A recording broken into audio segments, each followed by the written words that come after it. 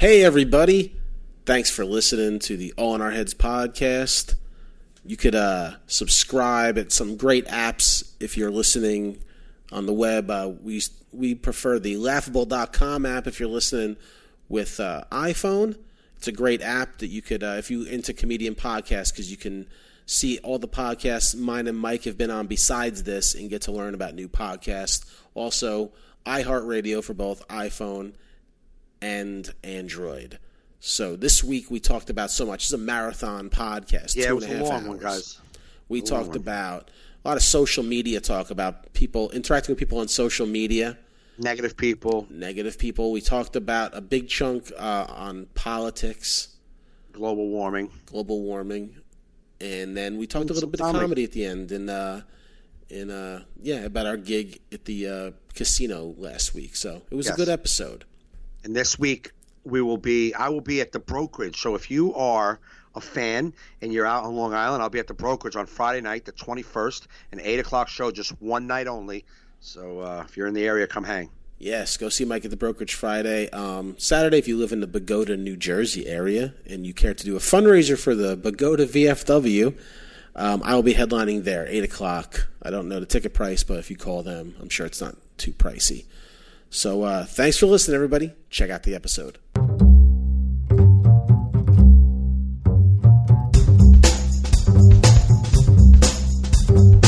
You're listening to All in Our Heads with Joe Fernandez and Mike Gaffney. Please enjoy the show.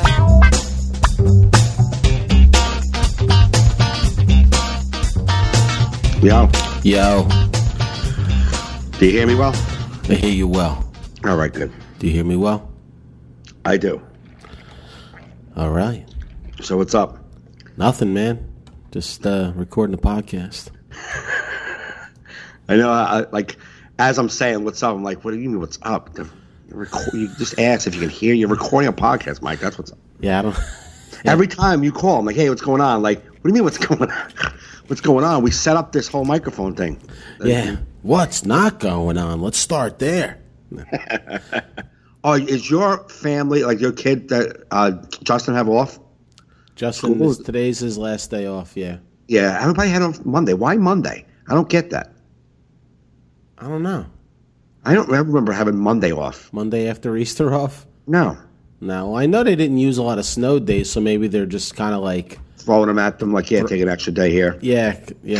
I'd rather get out fucking 2 weeks early in school. Yeah, I don't know why they got to do that. I guess they have, I don't know. Who knows? I'm not a part of the Board of Education. I don't know. Well, at least sure they got you their talk way. that out on your own without putting it out there. Yeah, I'm sitting there. I'm like, why am I going to try and come up with a theory? Who That's gives good. a shit? Joe, that comes with age, man. Because normally you would have rambled on every theory, and then at the end of your rambling said, I don't know. That's how you normally would do. Yeah. But you're stopping the process as it's happening. It's good, man. I don't engage in conversations that I have no time for things. Like, I won't say who, but we're at Easter yesterday, and I'm mixing my sauce, and a family member gets on some discussion on they didn't understand why people would follow Hitler, and I'm sitting there and I'm like, we're doing this now? We're gonna like, so I briefly went and I'm like, well, we don't know what it's like to live under a dictator and be poor and be desperate and be so. Oh yeah, but how could be? I'm like, all right, fair enough. Just stir the sauce and stare down. And then they finally just said, no one's engaging me, so I guess we're gonna not talk about Hitler. I'm like, yeah, I don't want to talk about Hitler today. Yeah, it's Easter. It's not Hitler Day. You know when I don't want to talk about Hitler? Every day. You know what I mean? Yeah. Every day. Definitely not on Easter, though. If I have a Jewish friend that feels the need to talk about Hitler because something, I'll be like, I'll give you that. Because if you feel the need, we need to do this now. Your family has history. I will go through this journey with you. Yeah. But otherwise, I'm done. There's so many documentaries. Right, exactly. So many. I don't need to break it down. Yeah. even if I broke it down, I'm just regurgitating some documentary I saw. Yeah, right. I didn't study Hitler. I'm not a. You know what I mean? But yeah, like I don't. I'm like, you just sit there. You're like, I don't. Why? Why are we? But you can easily jump right in. You could, especially when it's like a, I don't know, like a what was it like? My father's father was big on starting, arguments like saying an outlandish thing that is obviously false. Right. Yeah. Just to get people to jump in so he could tell you suck. Right. Yeah.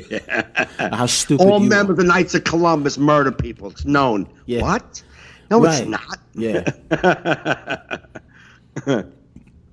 Yeah. Yeah, I'm done with. I try to. I'm getting better with it. I'm getting better with it. Of just like not giving a shit. So like, yeah. Do you think? You know how Facebook just started out the way it was. Social media started out the way it was, and then it just got to where it's at now, where everybody's like, "Holy shit!" Everyone has opinions. Everyone's yapping.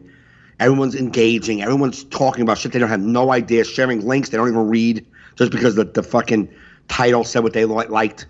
You know what I'm saying? Like, do you think that this is like a huge social experiment that eventually, just like you're learning, like I'm not engaging these people like in regular. Do you think eventually people will evolve to where like, you know what? Like Facebook will settle back down and social media will settle back down. Everybody realize I don't want to hear anybody's opinion anymore, so I'm not giving mine. No, because I think we're still such a voyeuristic society that wants to know, like you like to see. That's why people would say like there's this psychopaths that I don't unfriend on Facebook because they're so crazy. I have to watch their insanity. Right. I have to watch the meltdown. Yeah. I said it recently. I was like, I think this guy is getting help because he's not. Like I'm disappointed that he's getting help that he needs because it's ruining my good time. I could have unfollowed him, but I enjoy his racist rants on a level because I can't believe someone is that out there. It boggles my mind. You know what I mean? And to him, you boggle his mind. Yeah, and I think people want to be. I think people do it on Facebook because nobody talks in real life no more. Nobody has conversation anymore because you're all like we talked about it on our ride from the casino where I was saying like how like hanging with comedians has ruined me hanging out with regular people. Right. Because when you're amongst comedians, we don't have a filter. We just say what we're thinking. We have fun. There's no game we're putting on, and if we are trying to be phony, we'll call each other out on being phony. Right. Where in regular society, you're playing a role. Mm-hmm. You're trying this decorum. You're not saying what you actually think. You're thinking about what you say before. Oh, yeah, absolutely. Yeah. And I think Facebook gives people a little bit of a buffer where they can kind of say what they want, even if it's dumb. Right. You know what I mean? Where in person, you'd feel way more embarrassed. Yeah. But you know what's amazing is you can have, if you have 1,000 friends on Facebook, you could say something dumb and 30 of them are going to agree, and they're going to come right, and you're going to make you feel good about being dumb, and you're not going to think you're dumb because you have 30 equally retarded people agreeing with you. Yeah. You know, so you all get there and go, ain't I right? And it's like you want to go. I want to jump in on all these like rants and be like, don't you notice it's the same 12 people engaging you? It's the same 12 people that you got following you. You've changed nobody. You got no new people. You got no people that were not against you now going, oh, I got what you're saying. So you just want to talk to your 12 retarded people and throw back and forth how fucking welfare is ridiculous. They're gonna get like that's what the Facebook is. It's getting your like quote unquote fans, even if you're not in entertainment or something. Right. It's getting your fans that believe in what you do, and you post, and then they build you up. Right. You know what I mean? That's amazing though. Like, could you imagine? That is such a new level of like in society because we never had that. I never had. Can you imagine having that when I was younger? Like needing, like I'm going to find 15 people that agree with my craziness and say it all the time, so that I feel good about myself. No, I feel I honestly like. I mean, growing up, me and my friends never talked about anything like of substance. Right. It was just like pussy and beer. In that order. and music too. You know, music was in there. But it was just like if there was nuclear weapons pointed at us, we're like, get some beer. Yeah. Who gives a shit?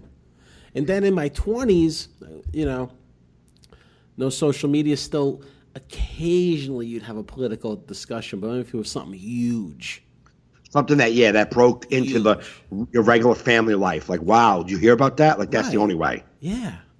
Yeah, you wouldn't have a clue of if Gorsuch was being nominated in '94. None of us would have known. No, that's what I said. What was it? A few months ago. I'm like, I can't believe I'm at the age where friends of mine are sharing the video feed of a Senate hearing. Yeah. We shouldn't be doing that. Which I will say, be like, yo, you guys got to check this out. Are you kidding me? We may be. It may be it's swung. The pendulum swung too far to the one side. But it's with technology, we should be a little more educated as a society, and we can get educated now. Like walking around the world, my friends are live tweeting the fucking thing. I know. Like, oh yeah, listen, be educated, but how come? Like, can you read something without telling me to read it too? Yeah, I know, you're right. Like, exactly. Like, can you watch a Senate hearing without tweeting about it? Mm-hmm. People that tweet live things annoy me, unless it's like a comedian or something. I don't know, maybe the Oscars or something, you're making fun of things. Yeah, I tweet live Oscars and Grammys. People and tweet live sports now. I'm about to lose my goddamn mind because they hook up to their Facebook. Mm-hmm. So it's like you're just like, oh shit, bad call. You're like, what? Yeah. You're like, what? And then it's like, but it's like, yo, this is a regular season game, bro. Yeah. It was Game 7. I get it. Yeah. But it's like, make your own group. The fuck you want me to see that for? No, it's we were talking about just the politics and not just politics, just reading something like, oh, look at this article. Now you know why gun control is impossible. It's like, why don't you just get on? Like, if you've taken that knowledge in and you've read an article that's enlightened you, just go on with that enlightenment. You don't got to fucking let every single person has to know about it. Right. Or like be creative. Maybe like this dude. You learned something. Talk about what you learned, but in your own words. Right. This dude, Dave. I went to high school with. He's like a sports radio guy. That's his last name. What? Oh no, his name's Dave Weintraub. He does sports radio late nights on like the Philly station, the Philly sports station. Yeah. But he's also very political. But when he has his own blog, so he reads whatever news he does, and then he attacks everyone's point of view in his own writing. Right, exactly. So I'll read that because I feel like you thought this is something different. This is some. You didn't just regurgitate. You didn't repeat what you read. That's what I'm saying. It's his point of view based on reading all sides. So it's It's a little more interesting. Sometimes it's too long. Correct. I give up after a little while. But Dave, I try. If you listen, but I give up on a lot of things.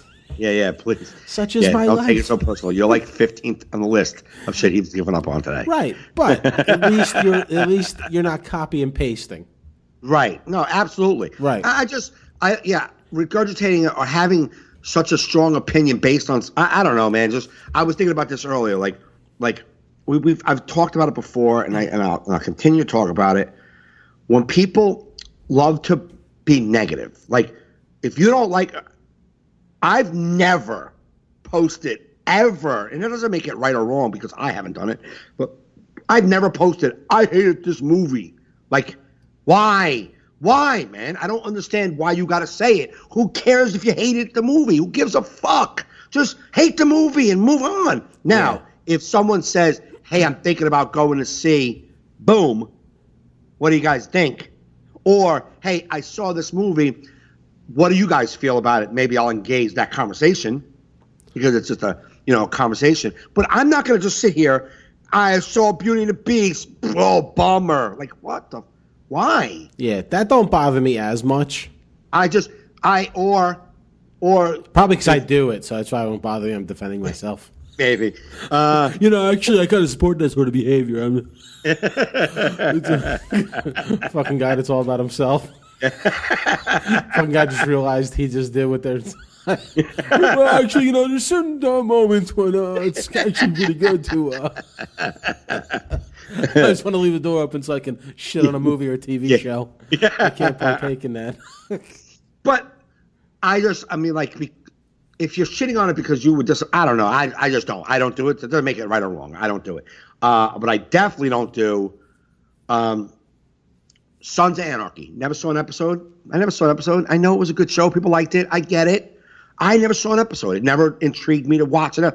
I've never saw an episode of Game of Thrones, and I know my friends are watching. I know people like it. I don't know about these fucking people watching this Game of Thrones. There's more important things to do. I can't be wrapped around a show. Like, why? Why do you care that people love something? Just let fucking love it. Like when baseball season started, people were like, here we go again. Who gives a shit? Baseball, fucking sports, waste of time over.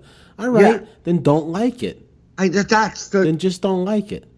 I just don't understand why every. And I saw like some girl, like woman put up.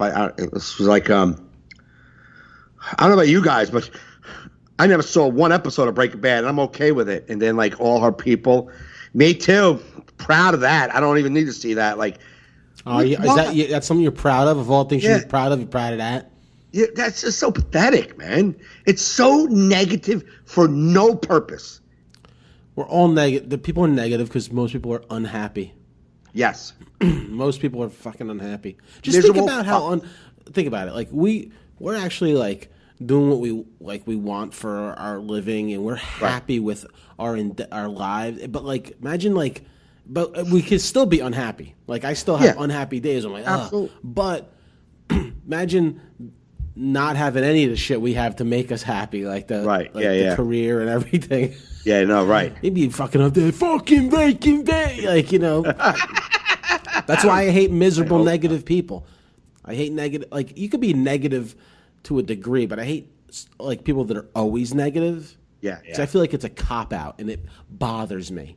Right. You know what I mean? It's like people that like it's woe is me, fingers pointing. This is the if you're positive about something, there's a shot you can win. Right. But there's a shot you could be hurt by it. Correct. If you're negative, you win either way, and that's why it's bullshit. Right. Because if you're negative and don't happen, be like, I knew it.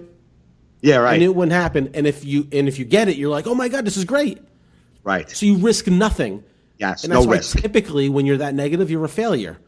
Right. Because you risk nothing, so you gain nothing. But the win you have is feeling like you're right when it goes wrong. Yes. That's the win you get. Yeah, right. And it's like, pathetic go fuck win. yourselves with your negativity. Yeah. I hate that shit. You know what I mean? Mm-hmm. Yeah, it's kind of hard to talk about negativity without being negative. It's like, I want to talk about you negative people in a negative way. I don't know how to not do it. No, but they annoy the shit out of me. I get it. Yeah, I find negative people to be draining. Oh, that's why I don't really engage with them. You know, listen, I can be negative about certain things. You know what I mean? But it's like I'm pretty positive and try to find the positive in a lot of things. Mm-hmm. But I'm talking about people that are always. Like I had a friend like that. I had to get him out of my life. I'm like, I can't be around you because you're always fucking everything sucks. Right. Nothing's right. Like you go to a restaurant with him, he's like, knew they were gonna fuck it up. Right. And after you go to like 20 restaurants with him, you're like, it's you. Yeah. You can't be satisfied. Right. You can't. You know what I mean? Yep. Every restaurant fucks your shit up. That happened. Yep, they do. Then why do you go out? I would stop going out if I just ran to every fucking restaurant to fuck my shit up. Yeah, I mean, they're looking for stuff that's wrong because they're so unhappy. Yeah, like he had a certain way that like they had to like do like, but like to like wait on you. Right. So you'd be like, he'll just come like, he always has like special orders the way he wants things. Yeah, like, no, like you're gonna get a fuck up. Yeah, right. Like, do you believe they didn't drop off paper napkins? Who doesn't do that? I'm like, what? Did you ask for them? No, but they should. Yeah. I go, well, maybe the fucking place doesn't want them to just randomly throw around paper napkins. Yeah. Why do you give a fuck? I have a friend who used to baffle me. I have a friend who loves to be negative. If you go to a place that he didn't want to go to. Yeah. Like say he didn't want to go there, he'd be like, yeah. As soon as he gets there, like, yeah. Let me get a soda. Well, how long am I going to wait? Like, it's like, as soon as he gets there. As soon as the food is in front of him, he'll pick at it. Like, I don't know. It's all right. It's all right. You know what I mean? Just because he doesn't want it to be good. Yeah. Because he didn't pick it. I was out recently with somebody who, like, they don't give you ketchup bottles at some restaurants. You know, they give you like a cup of the ketchup. Right. So the ketchup came. Wasn't enough ketchup. So he asked the kid for more ketchup. Kid just forgot.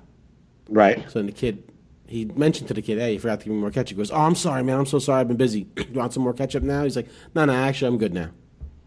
So then he goes back into eating the burger. Then there's a lot of burger left. Like, you going to finish your burger? He's like, I just don't have enough ketchup. It's like the dude he was rectifying his mistake. Yeah. He's like, oh, we're going to tip him. I'm like, what? You fucking... Yeah. Fuck you. Like, I was like mad for the kid. I was like, fuck. Are you fucking kidding me? The kid. But I didn't know this person that well, so I couldn't be that. Like, right. It was like I met him through another person, but I was like, I wanted to throw my burger at his face. But I didn't know him. If it was you, I would have thrown it at him. No, but it was just a negative, like, always a negative spin. Right. You're just like, shut the fuck. No, but yeah, that old friend, I think I took him off Facebook too. I think it was like the only person I've unfriended. Oh, really? Because you're just like, I can't. I hate you. You know, your life can't suck that bad. And even people, the ones that are negative and you know who they are, or they have something to say about everything, even when they're putting something up that might not be negative, it sounds negative to me. Right. Like, even if, like, for one day, like, the sun's shining, it's like, yeah, he probably means that sarcastically. Yeah. You know what I'm saying? Like, you're always miserable. Everything that comes out of your mouth sounds like a complaint. Yeah. Yeah, I was talking to my friend, and I'm like, I go through, she was like, I was like, I go through life. I'm just okay with a lot of things. Just, I'm okay. And she's like, yeah, maybe you shouldn't be okay with some things. like, but I am, though. I can't really make myself be overly concerned about something that's not overly concerning me. Yeah, the Serenity Prayer. Boom.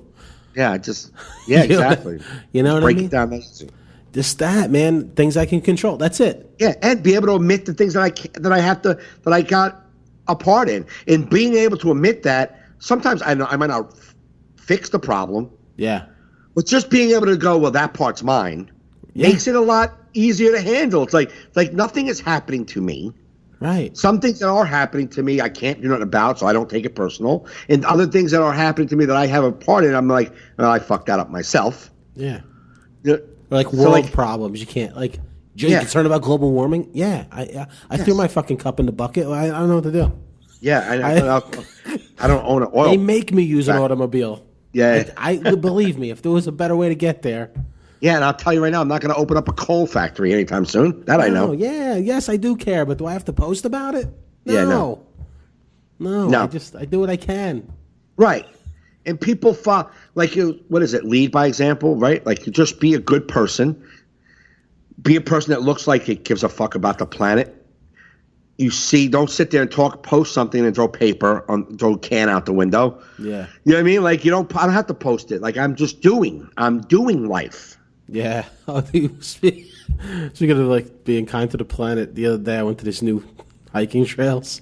Right. And they have, like, always, like, these kiosks with, like, the rules of the park and a map. And I'm sitting there and there's a tree next to it.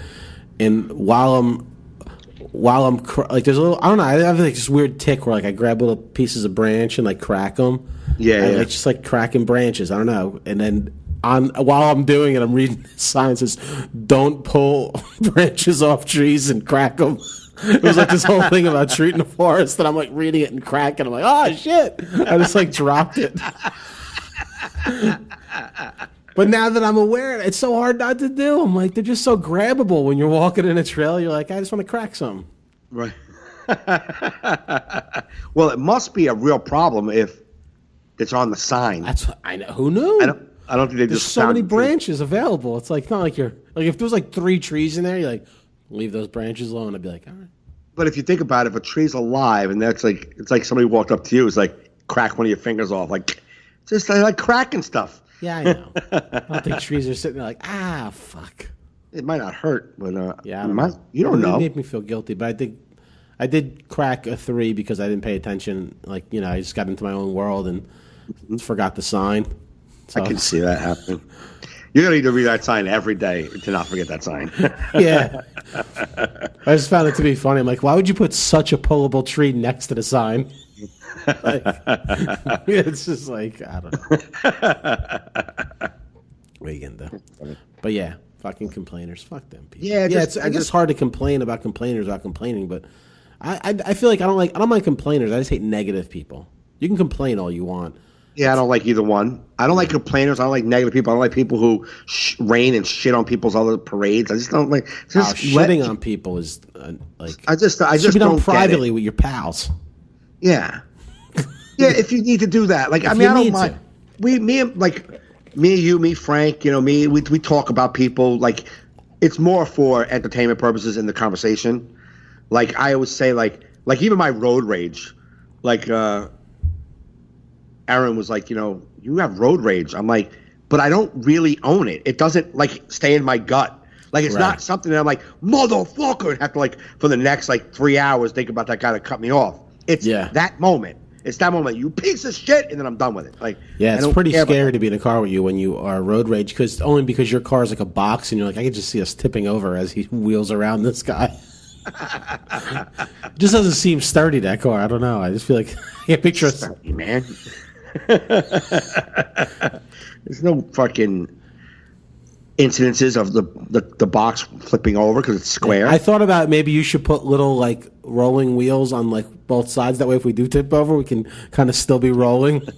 Such a square car. That's fucked up. I've never thought about it once flipping over, and that's probably what you thought about the whole ride. The whole ride, only because when we were going through Pennsylvania, New York, there was a lot of those like little hills to the side of the highway with like a 2-inch fence supposed to block us from flying to our death. I heard you throw it out there once, like, wow, that's not a lot of fence to protect us. And I ignored it because I didn't want to feed into your insanity. I heard you. You're like, oh, there's not a lot of fence there blocking us from that fall. I'm like, I'm not doing that with him. It wasn't though. It was like 2-foot fence and like a death drop. There's no way you're surviving that. Like a serious death drop. Yeah, like I don't care. No airbags. I don't care. You have an airbag. I don't care if we have an airbag or seatbelts. You fall down those hills. Yeah, all you're gonna have is a nice soft airbag pillow to die on. There's no way.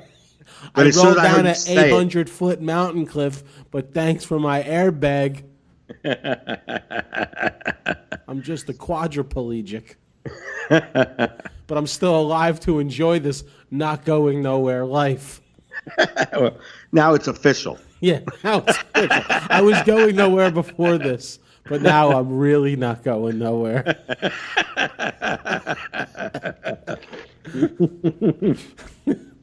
And then I blow on my tube and run away. To the front of the line. And then fall over again. Ah, shit. Such is the life of a loser. Oh, man. You don't ever feel scared of falling over cliffs when you're driving? No. Do you feel scared of 18-wheelers, like, running you off the road? No? No. They're dangerous, man. Those guys. I know they are. I don't think about it much. What I do think about sometimes, it's only recently, being that we drive these weird back roads, these like 2-lane, back road 55-mile-per-hour roads at 1 o'clock in the morning with no lights. I'm always afraid that somebody coming towards me is going to not pay attention and come right into my lane and kill me. Yeah, that's what I'm thinking about that more. Yeah, that almost happened to me recently near my house. Not a big truck, but just a regular car. They were texting, and they just started coming right into my lane head on. So I was either just going to go crash into somebody's house, because if I went to the left, I'm sure the cars behind him would have went around, and I would have hit one of them. Right. Just looking down at their phone and came into my lane. I couldn't believe it. He caught himself. But I was like, I'm going to crash. I'm going to get into a head-on crash now. There was no way for me to avoid this guy. Or I'm going to crash into somebody's house. I just didn't. I didn't even think I could have made the decision at the moment. I was just bracing myself for impact. You were trying to text somebody yourself? Yeah. I'm about to die. But man, they gotta do Do something. you text and drive? I try not to. Yeah, I don't. I mean, I really. It's usually a voice to text. That's why if you get really bad spellings, Yes. it's like because it's my voice to text is. right. But I really try not to. Yeah, I don't unless I'm driving to meet someone and they're like, "Where are you?" Something like that. Yeah, I don't just go on my phone. I don't go on my phone. yeah. Well, if it's someone I'm meeting and I'm driving, I will just call them over Bluetooth. Right. I won't text them back. Yeah. You know what I mean? But I don't check like Facebook. Like I really have over the past I would say year and a half, I've taken my head out of the phone. Yeah. I really don't care. And I can even notice it. Like I'll look on my Facebook. Like when's the last thing I posted? And I'll be like, wow, most of those posts happen from my computer. Yeah. Very rare. Some of them happen on the phone, but most of them happen on the computer. And I don't. If I'm with people, I don't look at the phone anymore. It's something I don't do because it bothers me so much. Yeah. I don't do it. I just don't do it. Yeah, I have to get better with that. I post a lot of jokes. I try to write a lot of jokes on Facebook, so I'm always on my phone if I have an idea. Yeah, I do that through Twitter, but I try not to do it on the phone with people around me. I just don't. Yeah. You know what I mean? Like when I'm around people. Yeah. If I'm hanging out with people, I try not to be on my phone. I just put my phone aside at the diner. I put it all the way about on the side. Now that my kids are older, yeah, of course something can happen. They can need me, but they're not 12 and 13 where they need me immediately. Right. You know what I'm saying? Right. So I don't think about it. Yeah, I try to, moments at a time, be cognizant of my phone usage. Like sometimes I'm like, oh shit, I'm fucking hanging out with people. I'm just on my phone, and I'll try and put it away. I'm bad with it, but I have to in the moment try and remember to.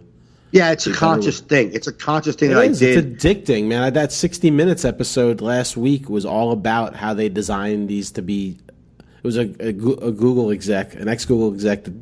They designed them to be addicting, to give you rewards, to make you want to check. And which none of that stuff ever really caught me. But, what'll get me is likes. Yeah, likes. If you post something, you want to know in comments, I get notifications oh, yeah. Oh, shit, somebody's commenting on my joke. Let me see what they said. Right, yeah. Yeah, of course. Yeah. Oh, yeah, totally. I mean, we're all... The only person I know, my wife doesn't. She'll post 2 posts a year. Right. It's usually a happy anniversary post, a happy birthday posts. Yeah, but she never posts her thoughts on nothing. Right. Maybe she'll post a pet video if she really, really likes it. Yeah, right. But I was this is something we all do. I mean, I really enjoy social media, but I have it at a limit. I enjoy it. I enjoy when I'm on it. I like going on Twitter, but Twitter, I don't know what has happened on Twitter, but 6 months ago and older, I would get a lot of responses on my at midnights on any hashtag thing I would get involved in. I would get retweets. You know what I mean? Now I can be right in the middle of hashtag wars and get not even a like on anything. It's is it even being seen? I was reading an article not long ago that said Twitter's dying. A lot of people aren't on it anymore. It's just Facebook is king. It's Facebook and Snapchat are king. No one's doing Twitter, and Twitter's tanking because they don't know how to make it. Financially viable. Yeah, I like Twitter so much more for its quick thoughts and reading quick things. I don't want to it's the same format. I'm not gonna one thing I'm reading and then the next is 500 words and the next thing is a video and the next thing is 16 pictures of some guy with his kid. It's all the same format. I'm just reading things that people wrote. Yeah, I don't like it because it's hard to keep everything in a concise thing. It's off of one thought. It's all these at mentions. So if you're trying to follow a story, it's very difficult.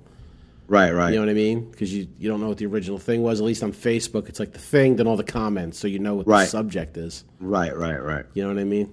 Yeah. And Twitter's too anonymous, where any just dumb Yahoo with an egg fucking thing, no profile, could just say whatever. Facebook puts a face to it, so you have to have some balls. I like more to go on Twitter and do my political rants on Twitter. Yeah. Because when I get hate back from it, I don't give a fuck. It just Right. doesn't even affect me. Like, I'm not getting it. I don't care. Yeah. You know what I'm saying? On Facebook, I care because most of the people I know personally that are getting involved, Yeah. and they're aggravating me, and now I want to punch them in the face when I see them. Mm-hmm. So I'd rather not do political on Facebook. I just go political on Twitter. For sure. I hate out there. Every once in a while, I just call them a piece of shit and move on. Makes me feel good. Yeah. I do think though because I have the iPhone 6, so it's like getting older. But I feel like when this phone dies, I mean it still runs good. I want to at that point, instead of buying a new phone, see how long I can go without a smartphone. Just have a regular phone. I'll still do my computer stuff at home. What kind of phone would you get that's not a smartphone? Like a flip phone, just a phone. Something that I can't have my face in all the time. Okay. Taking my attention off of probably working and getting shit done. You Right. know what I mean? I just want to see if I can do it between Right. my next smartphones. You know what I mean? Because Right, I'll right. still have to go online to like send emails and do my calendar and stuff. But I Right. want to see how long I can go without something like that in my pocket, and if it improves my life and my not my creativity, but like getting shit done. I feel like a Right. phone makes you feel like you're getting shit done, but you're getting nothing done. Right. You know what I mean? It's like the Yeah, illusion like you're working, but you're not working. Right. You know what Right. I mean? Mm-hmm. I feel like I got a lot more done before the phone. Like, Right. It's like it does make things easier, but it also can distract from you. Yes. That's like when I try and write, I can't, like, even when I used to write screenplay stuff, I used to go to pad and pen, because if I try and type on a computer, I'll just boom, go on the internet. Right. You know what I mean? If Yeah. I'm sitting there and I don't have a thought, I'll be like, all right, let me go on the internet, maybe, and then I just never get back to what I was doing. Right. Or maybe you need to sit there with your thoughts a little bit. Right. Get your Yeah, yeah. ideas to germinate. I just Right. thought it'd be a good thing to try, just a little experiment for myself, only because I'm such a phone guy that it seem impossible that I could do it. Right. You know. Yeah, I think it wouldn't be a problem with me. I mean, I like my phone because I like getting my emails directly there, and I can answer it back immediately. That's Yeah. the only thing that I need my phone for. Emails. Yeah. I got to be able to answer right back. Yeah. You know what I mean? Phone calls I don't get a lot of. You don't get a lot of phone calls. Text messages, you're going to text message to your friends. But Facebook, Twitter, Snapchat, I don't need that whilst I'm on the go. You know what I'm saying? Right, I don't yeah. need to just go, oh, what's on? Let me see who posted on Instagram as I'm walking down the street.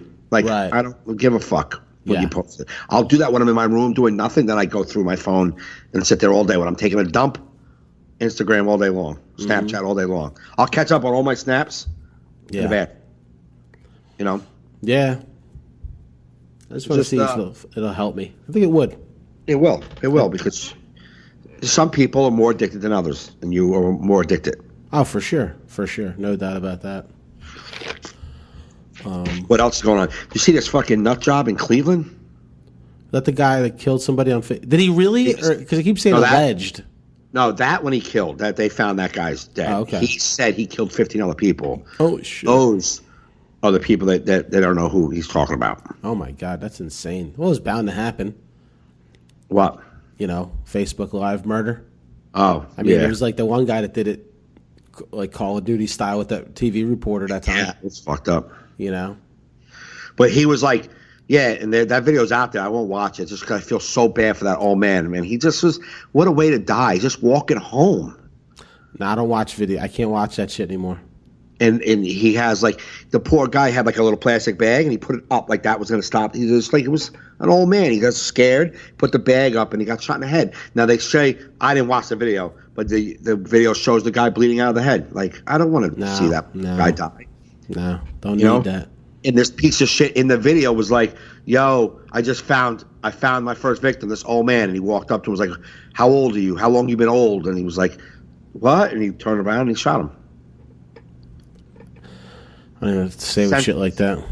Like, senseless. And so, yeah, I don't know if he's killed anybody else. Yeah, of course it was definitely bound to happen because people think they're celebrities on this thing. Regular fuckers that work like in an office, making copies all day long. They think they're important.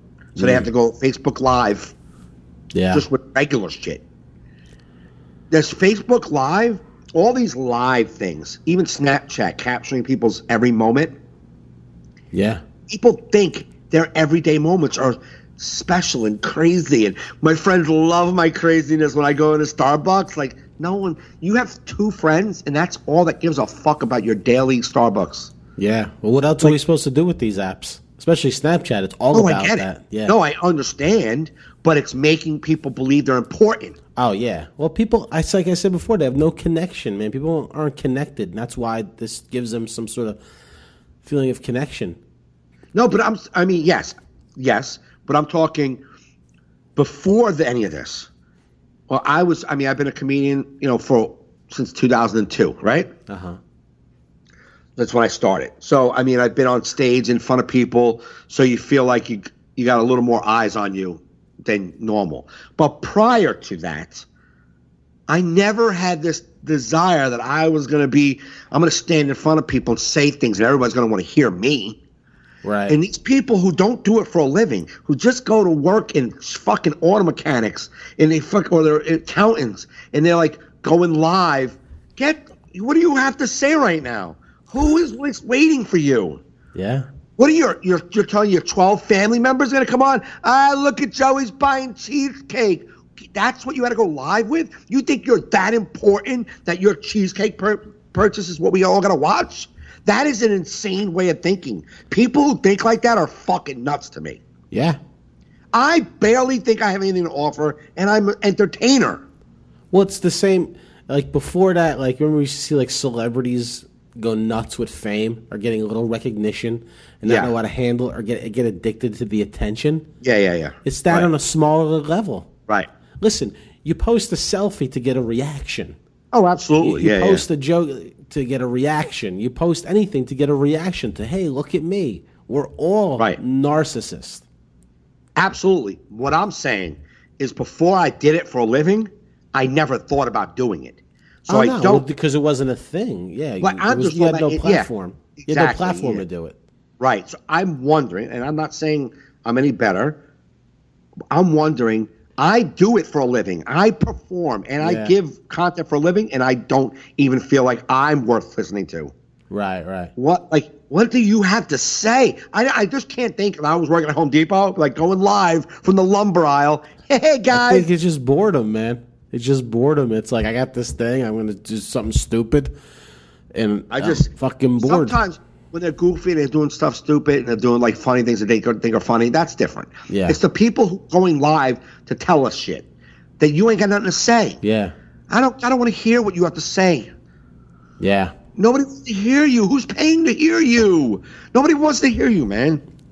Listen, this is all just. I mean, this is conspiracy level, but the government wants us. There's just cameras everywhere. It's just a way to see everything going on, man. People just going live. It is just ultra surveillance. That's. I can't. I'm not going to jump on that. I'm living in your telling mom's you. basement. What? I'm not going to go on this living in our basements. Buying extra food because the government's going to come and watch us. I don't know. No, but I'm saying this is all leading to that. It's like this is all leading to like everything being live, like everything being captured. We're just giving away our privacy that it's not going to button. You don't believe that it's going to, with the way we're training ourselves to lose interest in everything, right? Uh-huh. You don't believe that even that stuff will go away because narcissism never goes out of style. You never get bored of feeling good about getting validated. What if you don't negatively feel good? Or positively? But what if you start to, if you're listening and you do live videos and the most you've ever had was 4 people watching your video, stop doing live videos. Stop. You're fucking embarrassing yourself. No one wants to see you. They won't. 4. So those people aren't going to give up either? No. Just like the same people that ain't going to give up taking a new selfie, putting it through filters to make themselves look better, and then popping it up to get, even if 12 people only liked it. Which is, I get it, and I'm totally okay. I get all of that stuff. I do. My thing is like the live videos. And again, do whatever makes you happy. That makes you happy. I just don't know why people want to do it. That's my question. Only because they can. Only because they can. Whoever thought, now before cell phone cameras, no one ever took pictures of their food. Yeah. No one or ever themselves. Or themselves. No, actually, we used to take selfies with the old cameras. I have old selfies from. You never took selfies with your old disposable cameras, holding them up, but you had nowhere to show them.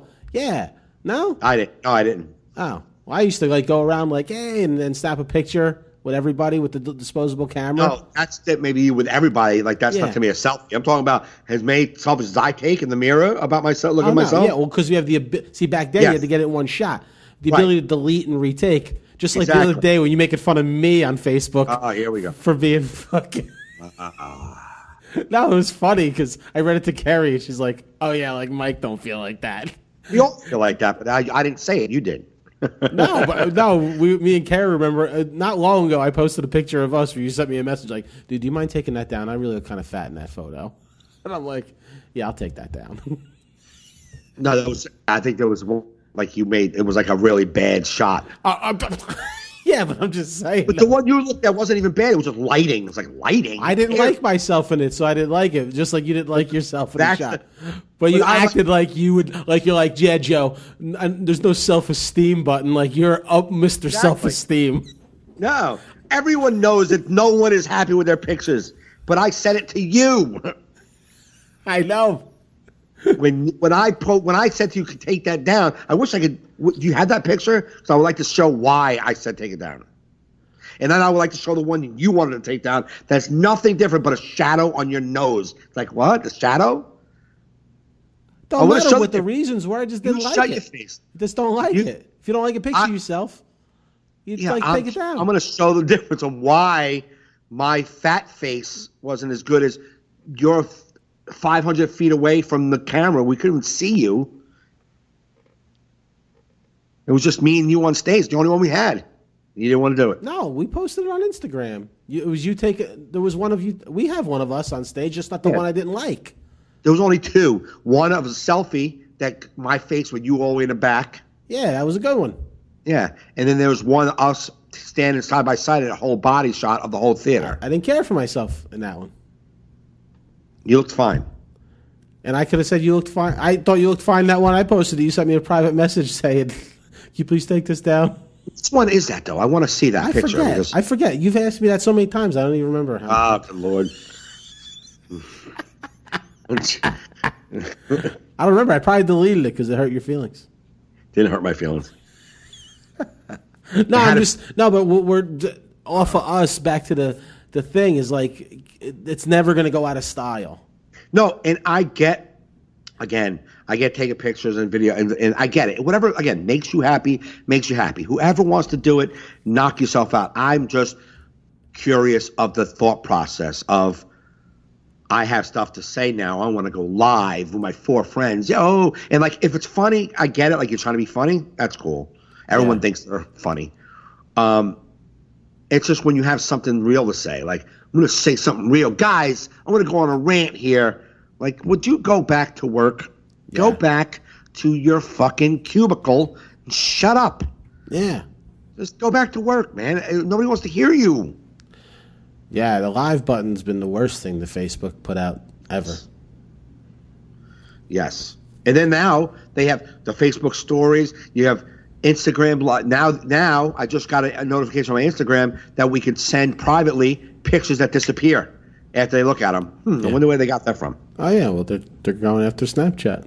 They're just taking them down. And then, I mean, probably Instagram probably has more subscribers, so they can just switch them over to this new format. Yeah. Snapchat doesn't really have a shot at pulling those subscribers over.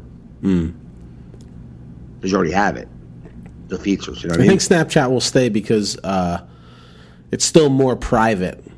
It's like not like hooked up to your Facebook account or to your thing where you can find people that are on your Facebook. Yeah. Like you have to have the contact number. You have to accept, follow. I like that, and I like that I can't. And you could follow back if you want to.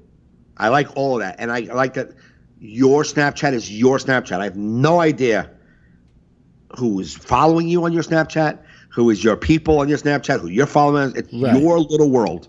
Right, exactly. That's what's going to make That's what they can't do on Facebook and Instagram. It's already out. You can't go backwards on that one. They've already put it out. No. Yeah, you can't retake that back. Snapchat came in like Snapchat is your own thing. You have your own friends. It's like This is not a social app where everyone can follow everyone that you're following. They can follow you, and it's not that. Yeah. Which I like that part. I like Snapchat. Yeah, it's all right. I like the filters if they're fun and goofy. If I can play with them, if they're playful. The Facebook timeline, when it first started coming out, people were really checking it out, but it's dwindled off. And I also think it's because you could see who saw it, and I think people don't like that for you to know that they've been creeping. Oh, you can see who's been on your... Oh, you can? Who checked your story. Oh, okay. Because I saw... I mean, when I first started posting, I saw a lot of people. You can see who saw it. Right, but those are your... like you already know they're following you anyhow. Yeah, right, yeah. Exactly. Yeah. Where on Facebook, you could just be friends with people, but you don't know if they interact with you. But I remember when I first was on story, I saw a ton of people. People I don't even know that they were like gave a shit about me. Right. Why would they click on me? Like we're not even really friends. Right. Like people in comedy, like comedians that I look up to. You know what I mean? Yeah. And then you see the numbers dwindling. So I think they realize, oh fuck, man, people know that I'm fucking checking their shit out. Yeah, right. And I think that's what people don't like about. I didn't know that was a thing. Yeah, if you go check someone's story, it says, it lists everybody's name. Oh wow, it's like, is it like? Does it on Instagram too? Instagram Live, though, right? Instagram Live, don't they show you that you signed in? I don't know. I've never did an Instagram Live video, so I don't know. Facebook Live, I know you do. I did one Instagram Live to test it out early on, but I never went on live again. That was before you could save the video. What, Instagram stories? You could tell who read your story? Yeah. Oh, really? Yeah, you can see. It just lists all the names of the people who looked at that picture or video. Oh, okay. Yeah. I didn't know that. Yeah. Which is cool because you can see people are checking it out, but I guess some people don't want to be. I just noticed the numbers on Facebook go down. So if I post one to my story now, like a picture, it's like 4 people. Where like the first few weeks, it was like 26 to 50 people. Right. You know what I mean? And that's the only reason why I can think that it dwindled. Yeah, you might be right. You know, because I'm not a fan of. I don't go on people's stories anymore because I'm like, I don't want. Also, when you were doing it first, it was newer. And it was newer. So people were like, "What is this? What is this?" And then they just start realizing, oh, now everyone's doing it. It's like, you know what I mean? Like they start looking at you. Probably were like one of 10 of my friends who did it. Right. So you know what I mean? I'm going to look at those, and now you're one of 30 of my friends who did it. So I might not look at them all. You know. That's what it's probably going to turn into. The future of the social media is less text. It's going to be more of these pictures and videos and live. Right. It's going to become more of that than text. I think text will go away. The news feed will go away. Or the news feed will just be all the videos, all the live videos, what these people are doing. You think that'll happen? I think that'll become more popular, yeah, because we're more into the videos and the pictures with the little cartoons on our face and all that shit. That's more of what's getting popular, and people are. It's probably going to be like the best way to combat fake news and shit in these news feeds and clean them up is to make it more visual. Right. You know what I mean? Uh-huh. I got a thing from Facebook the other day about how to spot fake news. It was like the whole thing to read. I'm like, yeah, I know. I know the 20 people on my friends list that post any news. I know it's fake. And you can tell. I always look down at the the background is like the little where it came from. Mm-hmm. And like I know when I read it, I'm like, no, that's not even a real site. Like that's fake right there. Yeah. You can tell the site it came from. Like I always look when I see something on Facebook that is intriguing, I go right to Google. I don't even click the link. I write the link. I write what it said in there. So it said, Joe Fernandez shot 3 people. Mm-hmm. I'm going to go to Google. Joe Fernandez, pull it up, go to news. It'll be right there. Joe Fernandez. If it's a real story, it's going to be right the top story of the news. Yeah. It's going to be there. Yeah, that's how I look and see if someone died. Like when it's a rest in peace, Morgan Freeman. Hold up. Morgan Freeman, news. First story, if it isn't fucking he's dead, then it's a lie. If it isn't fucking he's dead, that's all. Because I fell for it, because I forgot Phyllis Diller died once already, and I like RIP'd her like 8 years after she died. Yeah. I already did it. I was like, I remember doing this already. And then I was like, wait a minute. And then I Googled it. I was like, oh, she's been dead 8 years. What the fuck am I doing? Yeah. watching somebody else's retarded post. And I stopped that. That was like 2 years ago, and I've never done it again. I never clicked. I watched some guy, a friend of mine, posted some bullshit story about, and you want to take our guns away? Thank God this old man had his gun. And it was like a story of some old man shooting 2 black kids who were robbing him. It was a fake story. Fake story. I knew. I was like, so I went and Googled it. Like, Detroit, blah, blah, blah. And it was like, not a real story. I'm like, this isn't a real story. Dude, just, I put it right in there. I'm like, this isn't a real story. If you're going to support anything gun laws, support it with real stories. Yeah. No, I just can't. Yeah. I'm telling you, I think Facebook is the problem. I think I should be done with Facebook. Yeah. I really do. Not with the internet. Can like, I can go. For a second? Do what? Can we pause for 1 second? Sure. Hold on. I got to run to the restroom bad.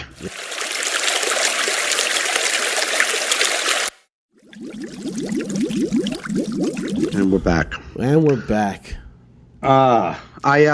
So, what else is going on? We beat that Nothing. Fucking Facebook horse.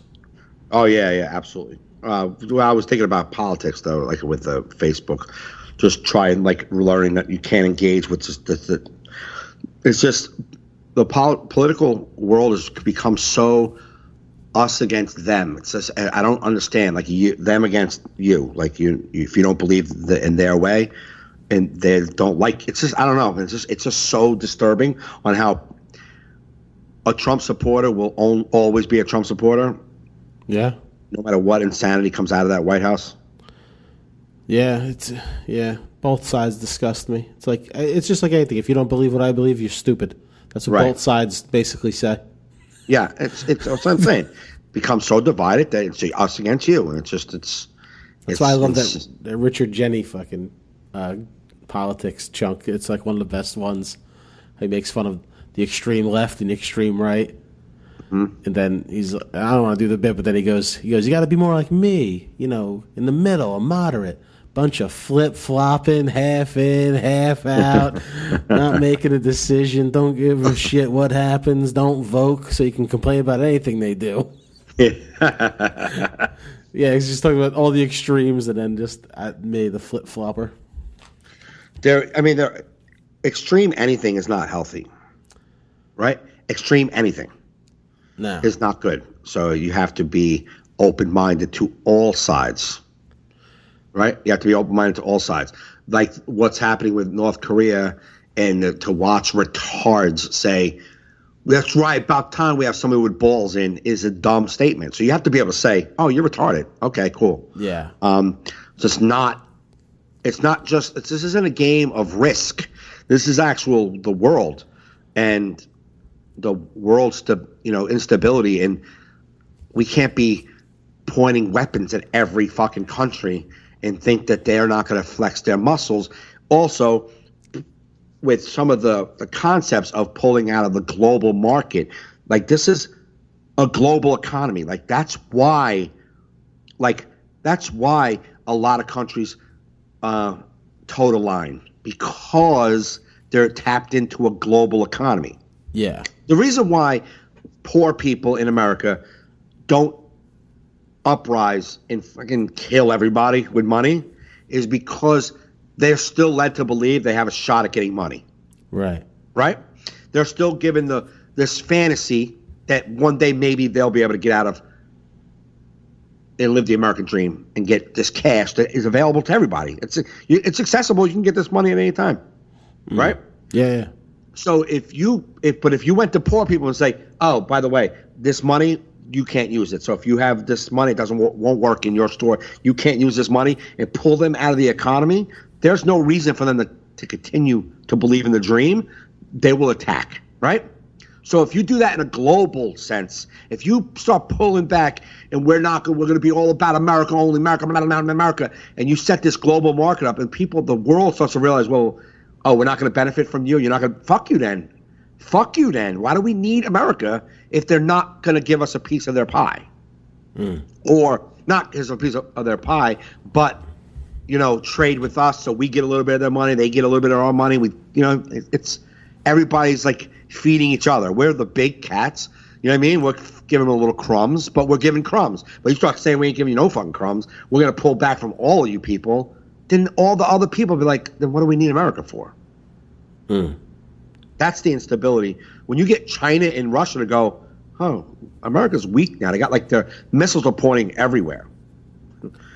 I know they think that America thinks they have the best army in the world, but when you're fighting, that's definitely true. No, I know, but if you're fighting 3 different wars, you don't.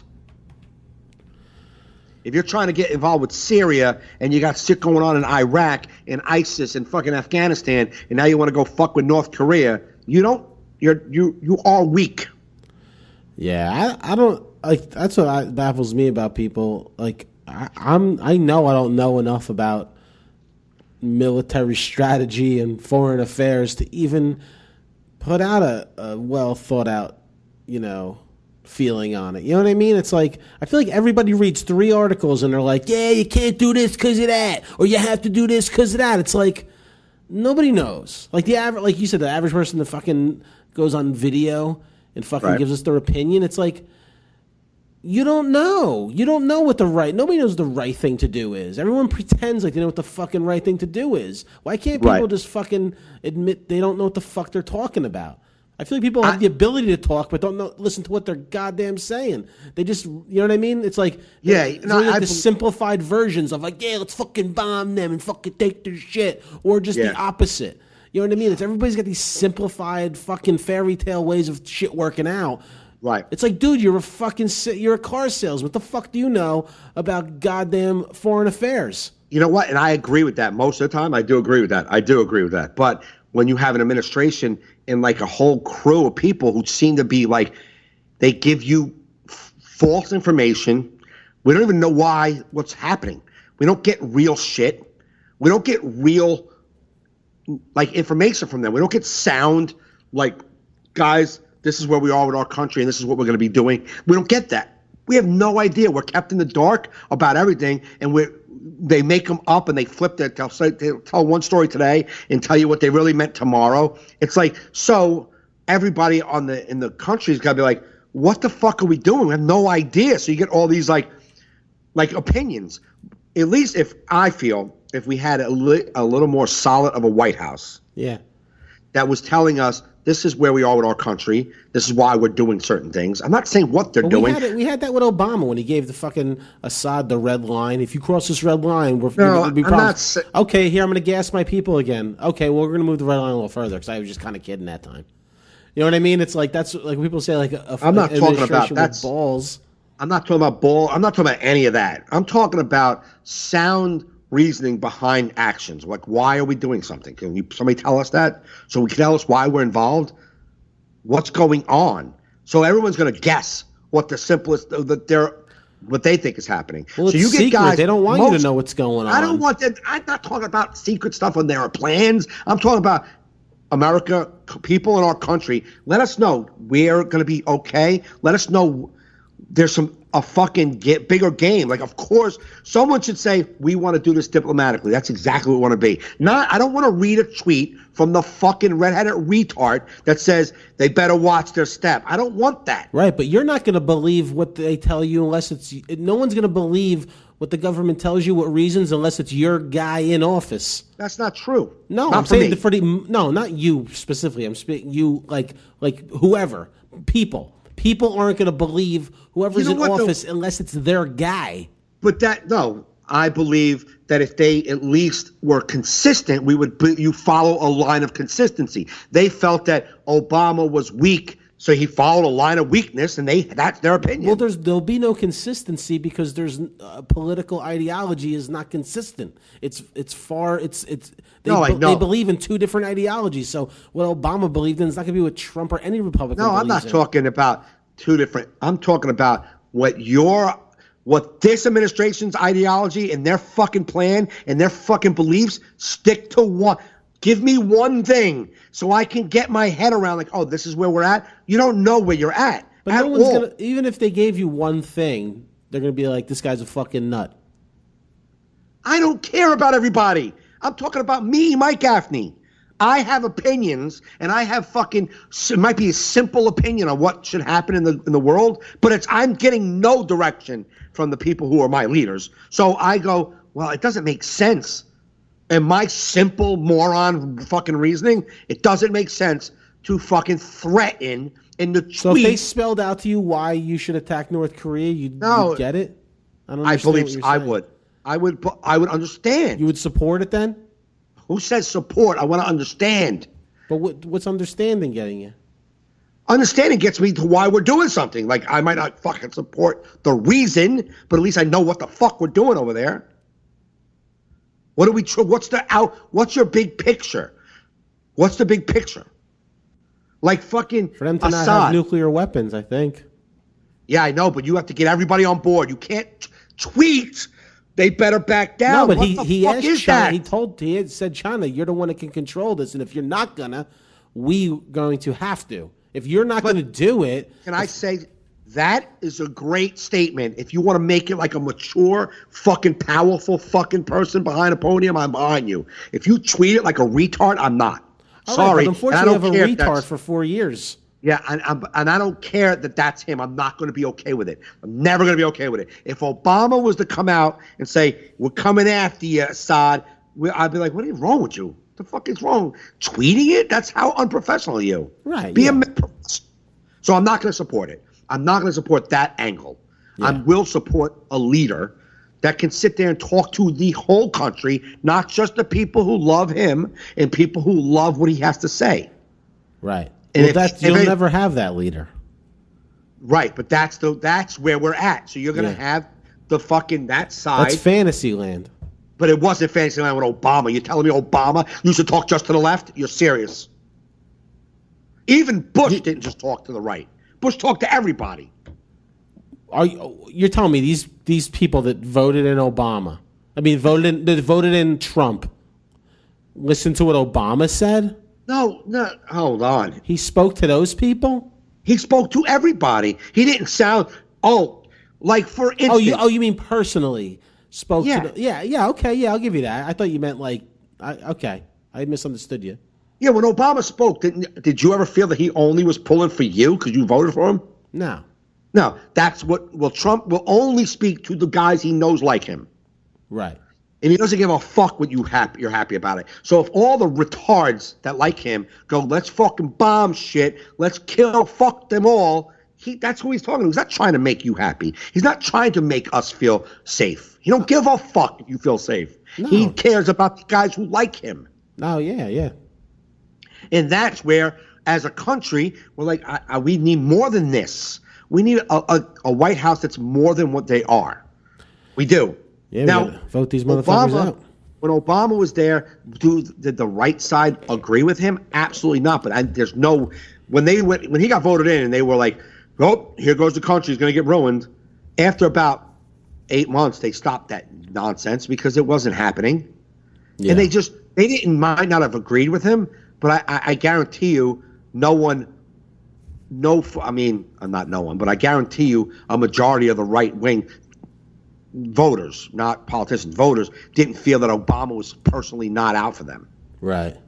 I feel personally that Trump does not give a fuck about me at all. I feel that personally. I don't even think Trump gives a fuck about his family. No. I feel he's such a self-centered guy. So that's where, so when you have a guy who's so self-centered, so selfish, and only gives a fuck about what the people that voted for him care, he's just gonna go ahead like we're not even here. In this whole thing, I'm not gonna tell you what my plans are. Do you think that you started that fucking brightness? Why does Trump say it? Like every other president prior to him was like, hey, the only time that they warned of an attack was because ISIS was using and Al Qaeda was using civilians as shields. Right. So, but the Obama administration and their generals knew that if we just attack, we're going to be killing a lot of innocent people.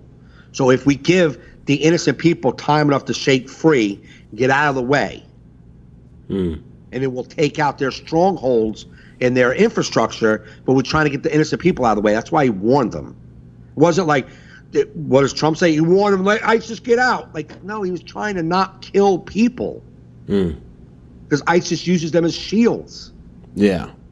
So, other than that situation, you're telling me that Trump is the first president to ever think, oh, I can't give my information. I'm not going to give you my plans. He says it like as if every president did. Like as if every president was like, all right, here's our plans. We're going to be rolling some tanks down the street. Nobody ever did. No one ever did. It's just so frustrating. This guy is such a false leader. Yeah, I know. You know, and it's just when you're putting yourself in all these situations, you're putting, millions of people in harm's way, and I don't trust you at all to do it. I don't trust you as a good person, and all the retards who just want war don't care. They don't care. Yeah, well, people don't care about war because because they're not close to it. To them, it's like video games. Right, but when a missile makes it over to fucking L.A., what are they going to say then? It'll be Obama's fault for another 8 years. I mean, I don't know how we skip administrations. I think this country needs to be a little like Israel, where like they make you join the military for a few years when you're younger. Yeah, and I think a lot of countries are like that. I think it would make people just a little more intelligent in that area. Right. You know what I mean? Like with global warming, though, with climate change, how if you talk to most retarded white guys, they don't believe in climate change because they don't give a fuck.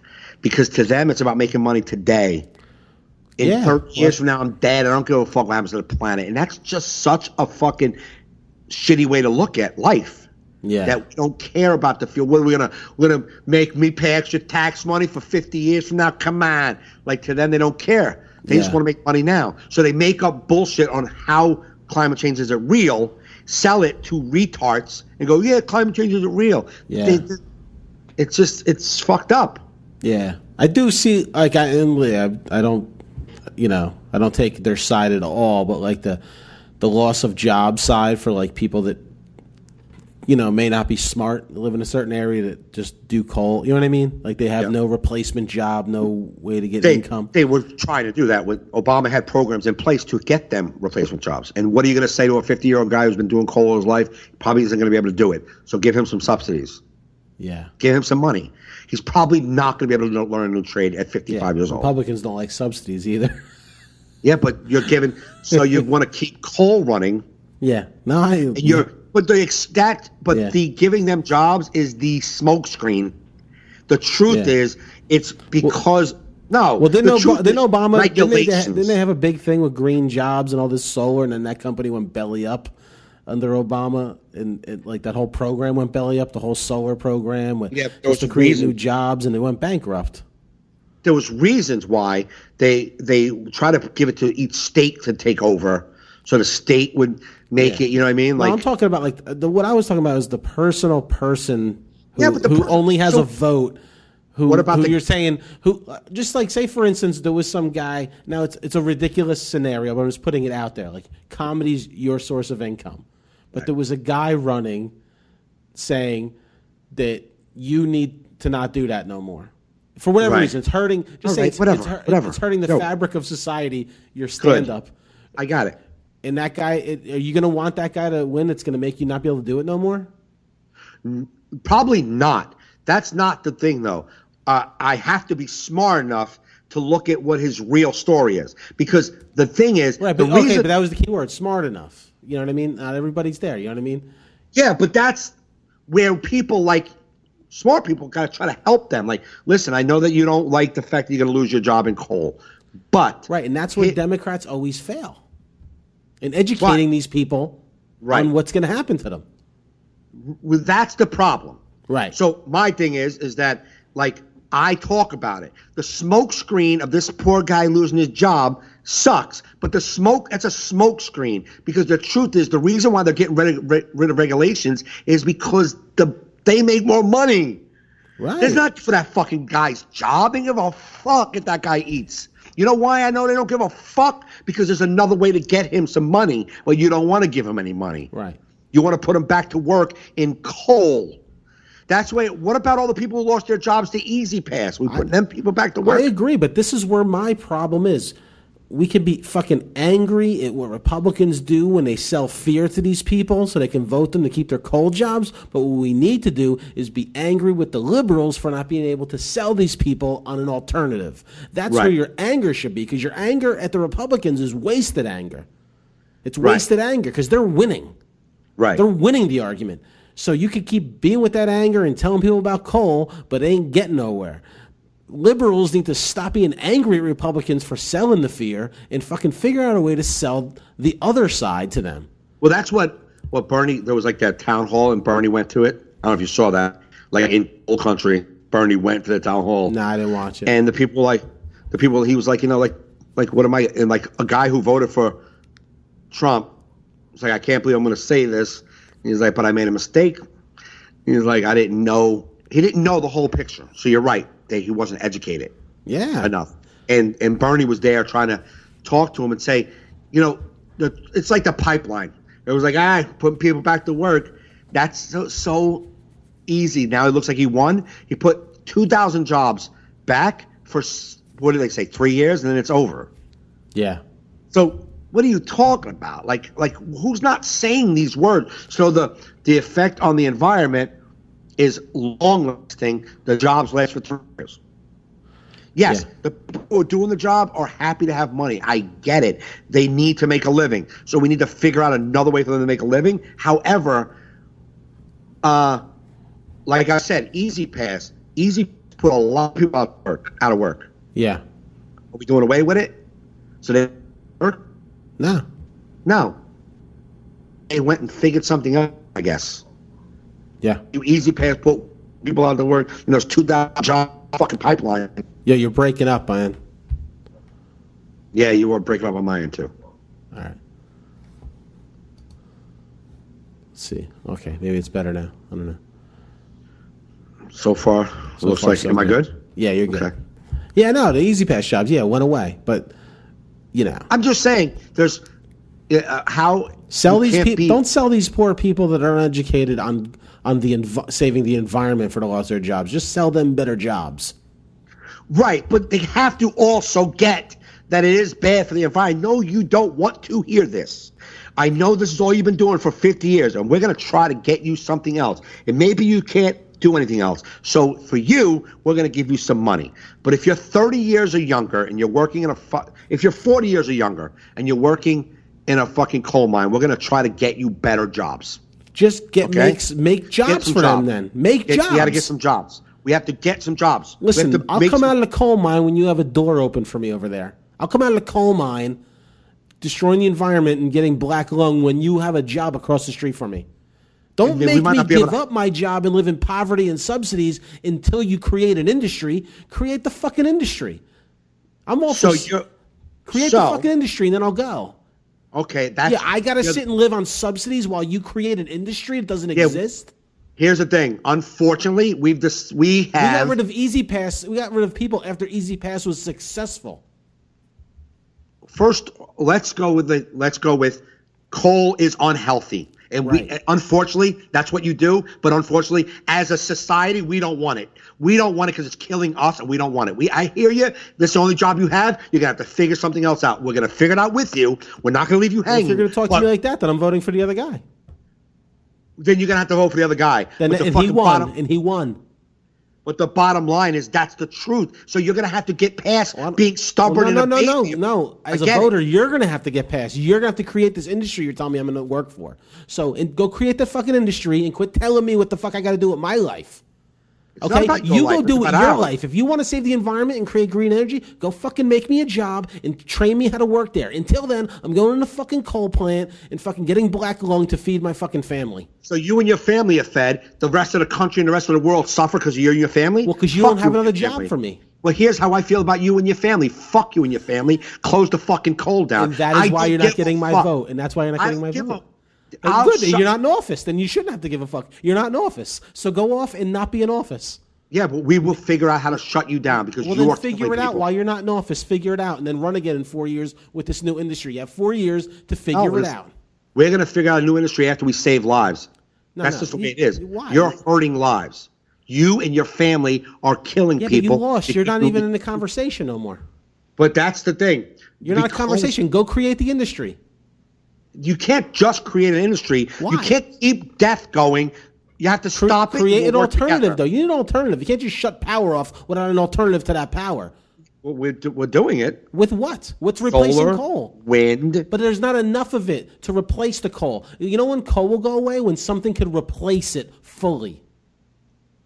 That's not 100% true. It is 100% true. It is 100% true. They can slow down on coal production and they phase into these newer things. You just don't. You're not going to stop completely, but you can't go. Everybody go back to work. Like, wait, no. Listen, where That's do you an think unhealthy power thing. comes from, man? Does it come from magic? Yeah, solar, wind. Yeah, but there's not enough to sustain us as a society with just solar and wind right now. No one's putting the money into it. Why do you think that's true?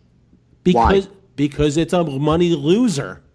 Why? Why is it? Yeah, it's a money loser. Why? Because it's not where are you putting all these wind? People don't want the wind things. The sun, the solar power. Why is it a money loser? Because it's not enough yet. They haven't figured out the technology yet to make it viable.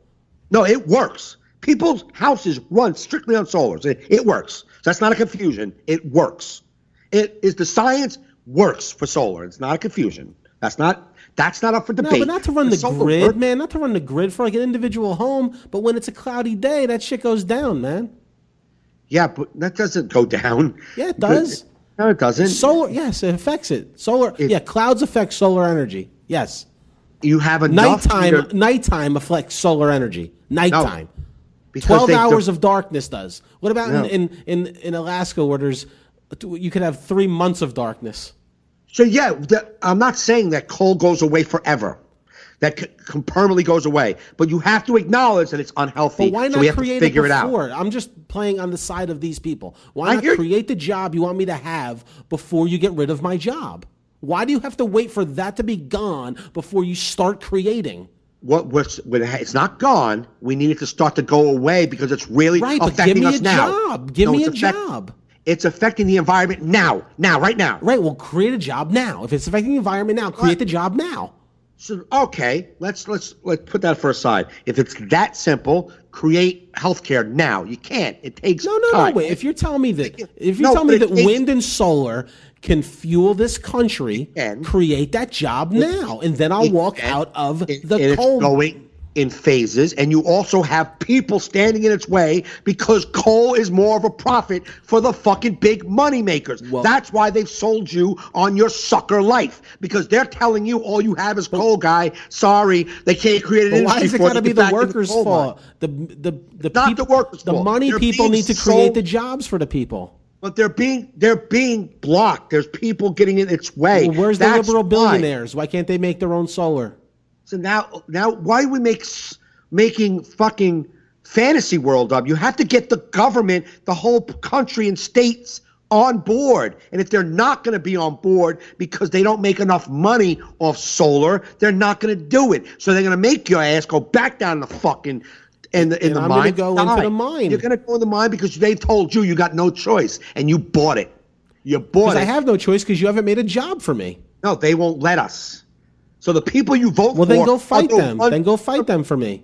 I'll vote for you when I have a job. You're not getting it. This is the problem. I am getting it. What I'm getting is that I don't give a fuck. All I give a fuck is about feeding my family. So then you have to be able to say, I don't care that what I do affects the world in a bad way. I don't care.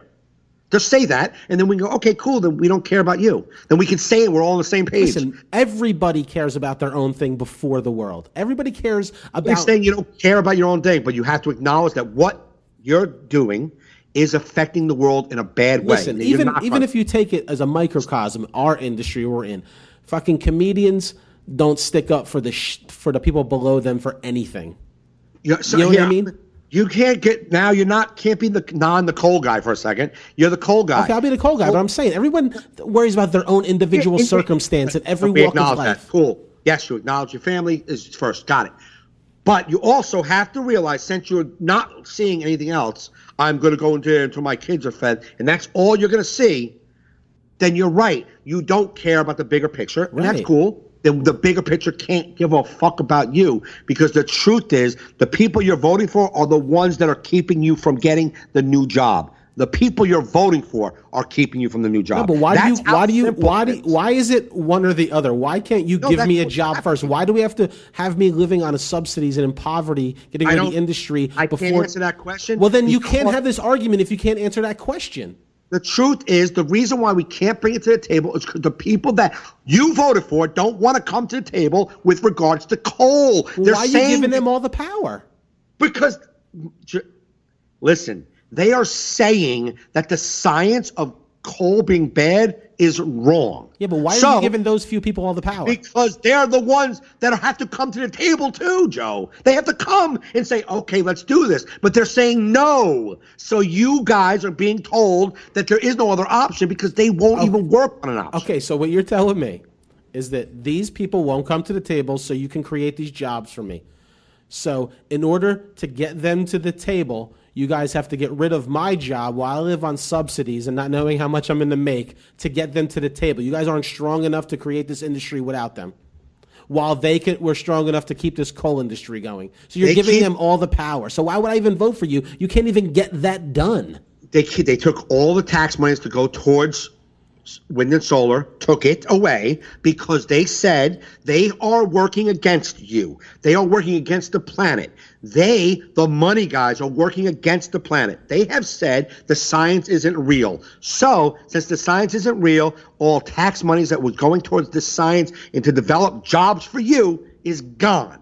So you're asking people to do what? Come up with money when the people who are telling you, this side over there, they don't want to get your jobs, are the reason why that you won't have a job. Yes, it takes both sides to work on it, and they're not working on it. So yes. Well, until you guys figure it out, I'm going to go in the coal mine. That's all I'm saying. Right. So that's why when they were in there and they said, we got to close these mines down, because once you stop the source from the fucking asshole criminals, then they got no choice but to work on something new. But we can't stop the source because they keep feeding you a line of shit and you bought it. So you keep buying it, get back in the coal mine. Who cares? But you're buying a load of shit and you're selling me on why create the jobs. That's what you've been sold. And I'm not. No, listen, Elon Musk is creating jobs, trying to create these batteries that run your homes. He's not waiting for the coal industry to fail to start that. Trying, yeah, but exactly. So how many? So only the billionaires got to fucking create a job, not our fucking politicians, and not to. Politicians don't create jobs. It's supposed to be billionaires to create these industries. No. If that was the case, then you wouldn't have voted Trump in, because he created jobs for you to go back to work in the coal mine. So that is a politician who created your jobs by cutting out all subsidies for fucking wind and solar and taking away all regulations that freed up money to put you back to work. So that is voting for a politician to create a job for you. That is what they already had a job. No, they were not having jobs. They were killing your jobs. And this politician was like, no, I'm going to put you back to work. Don't you worry. You're going to get back to working in coal. Although, why? We were doing away with coal. We were trying to get away from coal. Yeah, but people are out of work. They're out of work. What are you going to do, man? Exactly. I hear you. Create jobs for them. It's simple. You just can't. If it was that simple, Joe, it wouldn't have been done. You thinking they're not on purposely not creating these jobs for these people? You think people are going out of their way? You're thinking a whole Democratic Party knew if we can just give them a whole bunch of jobs, we would win this election. That would be simple. No, I just don't understand how you people can expect a fucking worker that's living in poverty to give a fuck and give up his job. If you gave a worker, we're going to put you. We're going to subsidize education for you so you can get it. Stop talking, because this is what the plans were that they wanted to do. We're going to give you education. We're going to give you subsidies to live on, and because that's your industry is going away, so we don't want to leave you hanging. We're going to take care of you until we can get you up and running to another job. Now you get a guy at 55 years old, been in his whole life. He's not going to want another job, so he's going to have to be taken care of. Early retirement plan. That's the stuff that was coming. That's the stuff the money was going toward, to help them go on with their lives and help the guys who could still work and have good jobs to get a good job. But you couldn't just go, here, I built a fucking place to work. It's called I don't know. Just you sell stuff. We don't know when you're gonna sell it, but there's your job. No, that's not how it was supposed to work. You're supposed to make these people be able to survive. You bring up, you teach a man how to fish. That's how he eats for life. No, but why can't I'm just lost on why you can't create a job for that person. There's no job yet. There's no job available if you don't have people ready to work the job. How are they? You're just gonna put a fucking Target here? You guys can work at Target. We just did a job for you. What else are you supposed to do? These people live in towns that have nothing going on, so we have to create an education system for them, create something for them to do. So, now there's an industry to come here. Oh, you can make solar panels, or you can make computer chips. I don't know. You learn how to make piping. We're gonna make pipe here now. Okay. But you can't just be like, okay, let's drop a factory here. You guys work there now. What the fuck but you would can't. That be? No, but I'm saying you can't fault these people for voting for the guy that's gonna worry about their current life situation. You can't fault them for that. But I do fault him for believing that he cares about their current situation. That I will. You would, because you would do the same thing if someone's trying to rip your job away. You would do the same exact thing. Well, I can't fall for it. How can you fall for You would. shit? If they were taking your livelihood away now with a promise of something maybe, you would not believe it.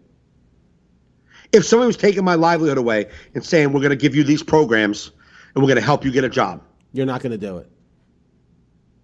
I don't. You're not going to do it. If they told you can't do comedy anymore, you're done. Now, if there's people telling me that and they're going to give me a new way of living, but this guy over here is telling me I really care about you, but I clearly see he's all about his own profits, I'm not buying that. Everybody's about their profits. Don't let them fool you. Even solar and wind guys, they're about their profits.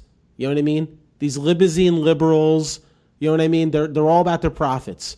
Don't let that. You know what I mean? The billionaire you said's creating stuff for battery. He's only about his profit. Yeah. The billionaire wind guy who takes a private jet across the world you're to saying talk he's about only energy caring about his conservation. profit? What? But you saying that guy only cares about himself?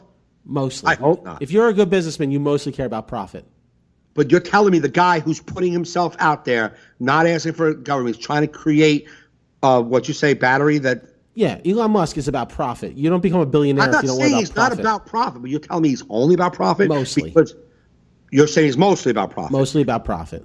But the people who are telling the coal guys that coal doesn't affect the fucking environment are lying strictly for profit. Of course. And the people in coal go, oh, they said the science isn't right. Now, if I'm going to put myself in their position, you're telling me, someone tells me for whatever reason I can't do comedy, and I clearly see it's strictly because he's lying, but I'm not going to believe that guy. I'm going to stay with this guy because I'm going to keep my job. The fuck out of here because I'm not retarded. I'm not doing that. No, but it's not apples and oranges with the comedy, but it's like, okay, in the comedy world, you see people treat people like shit, but you still support those people that treat others like shit. Right? For your own motive, for your own profit making. So you see club owners and bookers treating lesser people like dog shit. Right. Paying them shit wages, barely livable wages, but you know what, my bills are paid. So and you know what? I went up the ranks and had to fucking eat the shit. So you guys are on your own.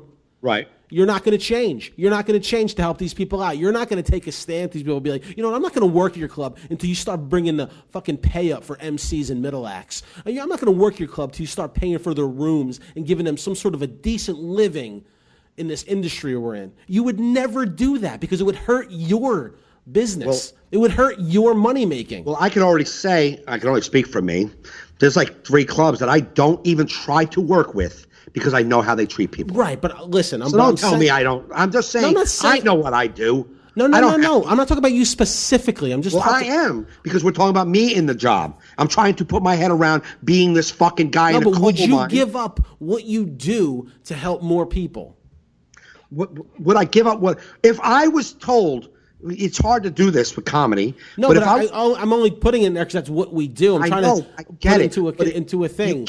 But it's so fabricated because, I mean, nothing is even real. But if you were to say, give up doing comedy because society was getting hurt.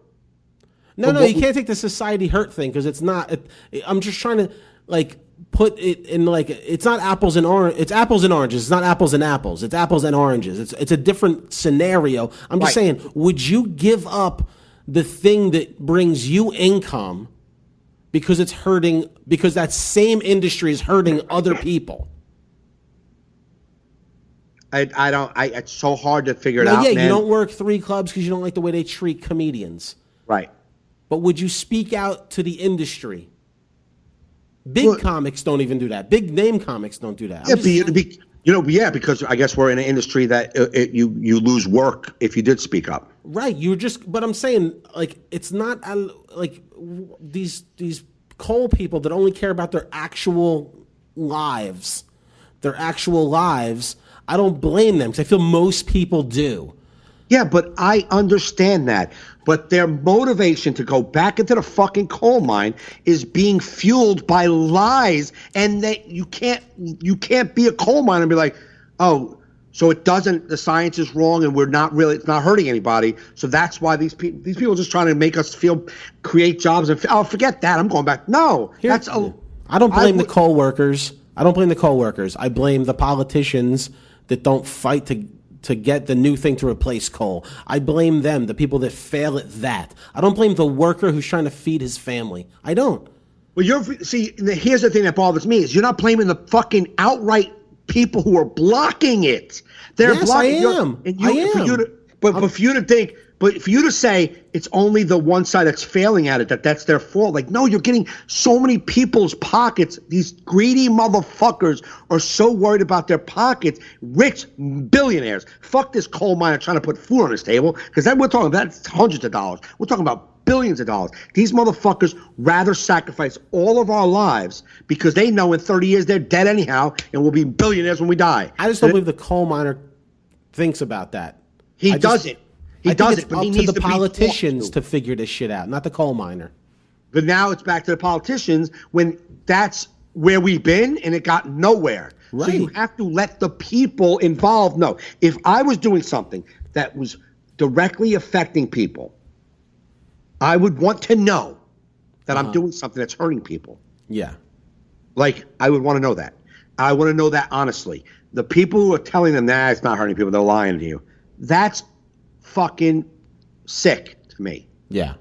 Okay, so they're being lied to, and they're made it sound like we just want you coal miners to have food on your table, man. We're just worried about you guys. Right, but maybe that's as simple as they want to be. I'm not saying that they're not. They're being sick. I just defend the coal miners. I defend the workers. Yeah, but that the worker is doing a job that we don't need. It's not healthy. But they have no other options. No, there is no other option. But there was plans in place to help them get different jobs. But they didn't know where they were going. I mean, they weren't great plans because nobody felt safe. But those things needed to be worked on. But now they're gone. They have no chance of that anymore. I know. That shit is gone for them. Because the politicians didn't do what they were supposed to do. Yeah, the politicians that were trying to make it successful failed. And the pieces of shit that kept them from doing it will continue to win. And they didn't educate these workers well enough, the other side. No, but they let the fear get into them. The other guys sell fear. They sell fear. Remember, though, if we're going to stick with the way the world works. Obama's supposed to sell hope. But if we're selling the way the world works, hope isn't good enough. I need to have the job immediately. It's like, well, that's not going to happen, but we are going to get you there. Nah, sorry. These guys I've never been put in that position. But I got to feel that if I was in a position where it was my income to take care of my family, to pay my bills, I would vote in whatever's going to make that happen in the moment. That's where my vote would be. Listen, I vote on health care. That's my vote every year. I vote on getting universal health care. So you sell me that, that's my vote. Because I feel like that's the thing that's going to affect my family immediately. I don't care what you're saying over here about other health care things. That's my issue. And that's what I vote on. Yeah, there's a lot of people. I think the whole country is it's me, which I'm not saying whatever you guys do, and I'm sure the whole world's like that. I think the only way it works is if you're a little like one less me, like me, okay, and you. Like it's got to be one you in there. There's got to be, or the fucking fuck yourself. Figure out your whole life on your own. Then fuck you. Figure it out then. Why should the system work for you at all? If you don't give a fuck if it works for anybody else. Why should the system be only working for you? We can say that with the subsidies and the universal health care. Why do we not care about the people that are going to have to pay for all this shit? No, but I'm saying the system, we only care about the system works for me, but the system is a system, so it's gotta almost work for everybody. People vote about their personal circumstance. Most people do, and that's kind of where the problem is, because there's got to be a little. This is going to probably affect me and hurt me a little bit, but it's going to help the bigger picture. Right. But you're talking about a person who thinks things through like that. My thing is they have to sell these people to think like you. They don't. Right. They don't. No, but because you have such liars pulling you in the other direction, telling you that we're saying is fake, that we're giving them fake bullshit. I just think liberals need a little bit more balls. I think the Republicans just say whatever the fuck they want. And they say it in a way that speaks to these people. Where I think liberals come off as too pompous and too elite for these. Let me say something. Let me say something to you. Except Obama sold them perfectly when he was running. They believed him, man. They believed him. He sold hope to these people. A lot of people that voted for Obama voted for Trump. You know what I mean? Just current people that ran just sold it dog shit. Sold it dog shit. Too elite. Not you didn't go into the towns and speak to these people. Let me ask you a question. If your job, editing, right? A camera person, or if I was to come in and go, I think this horse shit's not needed. Right. You would be like, oh no, it's needed, and you'll figure out why it's needed. Right. You know what I'm saying? And they say that I'm a guy going, oh, it's needed because we have to have parades filmed, and you're like, yeah, fucking parades, goddamn right, we have to film parades, right? So you're gonna whatever that guy's saying that keeps you working is what you want to listen to. Yeah, that's my point. Right? Yeah. Although he could be lying, you don't care. And that is where it's fucked up. Because if you know the guy is full of shit, why you got to stand up? Yeah, but if the other guy that's selling me is saying, I got nothing for you. We do have something. We have programs. No. Listen. But they had something. They were told that the reason they don't need to give up their jobs because the thing that we told them is real is full of shit. Fuck that. It ain't happening. It ain't even real. There is no global warming. Don't listen to these people. And they were like, all right, we don't want your programs. We just want to go back to work in the coal. Of course, because it's easy. It's what they've been doing. Right. Why change my life? Yeah. For something that everyone's saying is fake. It's going to be tough to do. It's going to be tough to switch. It's not fake, though. We're saying it's not fake. But they said it is. But it's not. The reason why they're saying it is because they make billions on top of billions when you believe it's fake. If you believe it's real, we put regulations. We don't let them dump sludge. You'll never get people to vote against their self-interest. You're never going to get it. It's a pipe dream. You know when coal will end in this country? When there's no more coal left. You know when we'll stop using fossil fuels? When every drop is sucked from the earth. You will never sell people on giving up their own circumstances for the better good. It ain't going to happen because people don't think that far in advance. You're 100% right, and that's why you just fucking do it. Because you don't get an option. Because of course you're concerned about your fucking life. Or you do what I said, you get the replacement. They got solar and wind is the replacement. It just isn't on a bigger scale because it's been stopped by so many people saying it's fucking not necessary. Then you have to win elections and win the Congress and win the presidency and get that shit going. And until you fucking learn from your mistakes and win these elections, it's not going to happen. And I'm not disagreeing with you on that part. Here's my thing. It's the fucking politicians that are going to create these programs that you should be mad at, not the fucking coal worker. I'm not mad at the coal worker because I'm mad at the fact that they bought into a bullshit, and I'm not going to sit there and go, I can't fucking do you got to feed your family and just be that fucking simple. I can't be because I'm like, no. I get your fear, but we're going to take care of it. You're not going to be left hanging.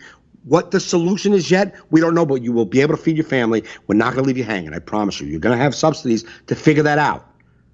We are going to figure that out. You're not going to lose your family, but it is necessary to close down these coal mines, one for your health and one for the environment. It is necessary. Oh, they said it isn't necessary. They're lying so they make money. That's the truth. I hate to break it to you, but we're not going to let you go starving. We aren't going to let you go starving. But didn't they shut down coal plants under Obama, and then they were promising all this new energy, and the jobs never came? No, they did come in certain areas. They did come. They did come. And they couldn't get it through all these places because you have a big, like say a Republican is in the council or a congressman in that fucking state. You're not going to approve the installation of wind they just keep knocking down these subsidies, and then the people feel like they're hurting. But if they would have just let the program roll out for them to get their subsidies, at least they would have been safer to go, okay, I can come out of the mine because at least I have something to feed my family. But they're not given that because they're being blocked at every angle because these rich money making fucks are lying to them. Yeah. So it's just, that's unfortunate. That's the part that sucks. And of course I want the guy to eat. I don't want anybody to be out of work. Yeah. Of course, that was my whole point. I thought it was more like, oh, let's blame these coworkers. When I did the analogies with stand up, only because that's what we do, or other jobs, it's like no one in their shoes would do it. No, but they're not getting any of the right information, and when they are getting right information, they're told that it's a lie. So these people are going off of what makes them feel safest, because of course I'll buy a lie so I can keep my job. Right. So he's buying lies, and they need to. That's why I'm saying since the beginning of this, we need to really push the fact that you're not. This is something that you're going to be fine. We're going to take care of you, but you just got to close these down. It's killing the environment.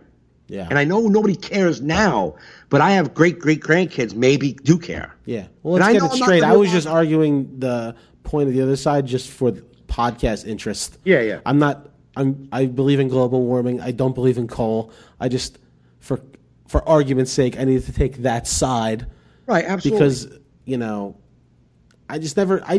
I think that's one thing that annoys me about politics on both sides is everyone makes their side seem so cut and dry. Like, dude, it's a no-brainer. We just do this. And there's it's a big brainer. It's a big brainer. It's not a no-brainer. It's like, because you affect everybody with everything. You know what I mean? Yeah. It's just like with healthcare. I mean, Obama misspoke. Some people said he lied. He said he shouldn't have said it, where he's like, you're going to be able to keep your doctor, which was total bullshit.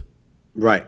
You know what I mean? Yeah. They all say things to get shit done. You know what I mean? To get shit. It's like, I just think we got to hold the politicians more to task.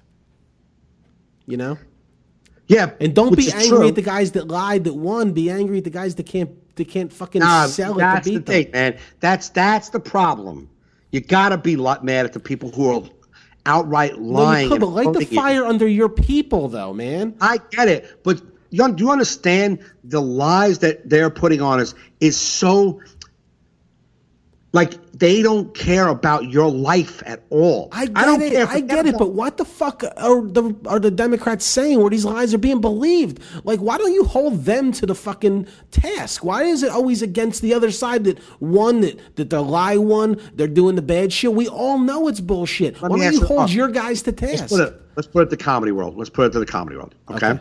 Let's just put it to the comedy world. You get 100 comedians that all believe Caroline's should pay us $100 a spot. Right. Okay.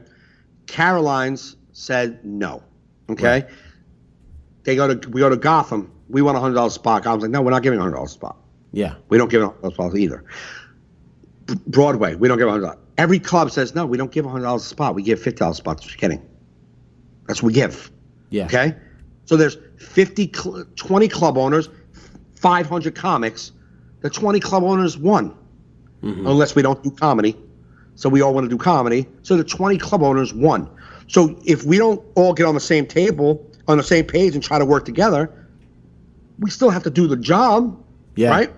So the Democrats are saying... And they've tried getting together, and it never works because people care about their own situation. They've tried that in comedy because people are like, I don't want to lose my spots. No, that was, we were trying to all stick together and go don't take it unless you get paid this much money. Right. That's the only way it would work. Don't take it unless you did got this much money. Yeah. And there's always going to be a comic who's like, fuck, I'm barely getting that now, so I'm taking what they're giving me. Right. You know what I'm saying? That's unfortunate in this game. We're all not at the same earning level to begin with. Right. So it's like if you worked for, Home Depot and the managers were making $25 an hour and the regular guys making $9 an hour, You know what I mean? And the manager was like, we want to make $30 an hour. And Home Depot was like, fuck it, we're giving everybody 15. You think the $8 an hour guy's complaining? He's like, yeah, 15 it is. Right. Fuck you when you're 30. You're down to 15 with me. Right. You know what I'm saying? So I get that everyone's concerned about their own thing, you know, but the lies that are perpetrated just to make billions of dollars. And I get they don't care. That's capitalism, baby. They don't care about your lives. That's capitalism in a nutshell. It's all about profit motive. That's why I think healthcare shouldn't be run by the profit motive. It's too important of an issue to be that evil. Right. You know, I believe the profit motive does work in other businesses. Like you need that evil, cutthroat business models. You know what I mean? No, absolutely. But I believe if you're going to make a profit off of lying about science, you shouldn't have a fucking say-so in science. You don't get a say-so. Yeah. You're going to let scientists work, and they'll tell you what's up. Yeah, well, then we need more powerful politicians that are going to shut these motherfuckers down. And that's the only way it's going to combat them, because they're going to keep selling their fear. They're going to keep selling their science denial. You're never going to get them to not to. You need people that can sell the other side way better. And that is where the Democrats are failing miserably every election. And that's why you got to hold their feet to the fire. Because why are the other guys going to change? Like, we're winning. We're winning elections with fear. No, I know that. But you're asking. If you're not going to educate your people on what we're lying about, then we're just going to keep lying and making billions. But they have. I mean, that's just poor to say that because that's they're not doing it well. They're not doing it well. Or they'd be winning. It's called, if they say that there's global warming, it's called liberal pussies crying. Right. Well, then just accept it's going to be what's going to be. If you're going to give them the out saying that they're doing a fine job with it, even though they're losing. What I'm saying is that even people who support the liberals will say, stop complaining about global warming. Nobody gives a fuck about that. The guy in the coal mine doesn't care about that. Like, then what else can you tell this guy? Yeah. You know when this country will care about global warming? When New York goes underwater. And even then, they may not. You know what I mean? That's when this country will care. Fucking New Orleans goes underwater like every fucking 10 years. That's why there was such strong regulations, because people don't care. People are fucking dumb and they don't give a fuck. And you put regulations in place because, you know what? I realize your brain doesn't fucking get it. So I'm just going to put this in place. Yeah. Because your brain doesn't get why it's necessary. Yeah. Because I'm saying, even the psychopath, that's what I'm saying. Like, if New York went underwater because of rising sea levels and now nobody can go to Manhattan no more. Now it's just a sea city with the buildings that are left.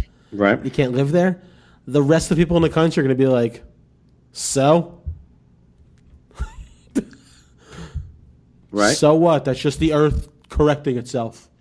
Got rid of New York City. I'm saying nobody cares until it affects their actual life. Absolutely. That's why you have to put that. That's why certain regulations are on things, because you don't care, but we have to. Some people have to. I totally agree we have to, but that's why I believe the Democrats got to be better. Right, but when they put I'm just saying, when all these regulations were put in place, that was the start of, okay, now the programs, we got regulations. That means big industry that's profiting off of coal is going to have to figure out a new way.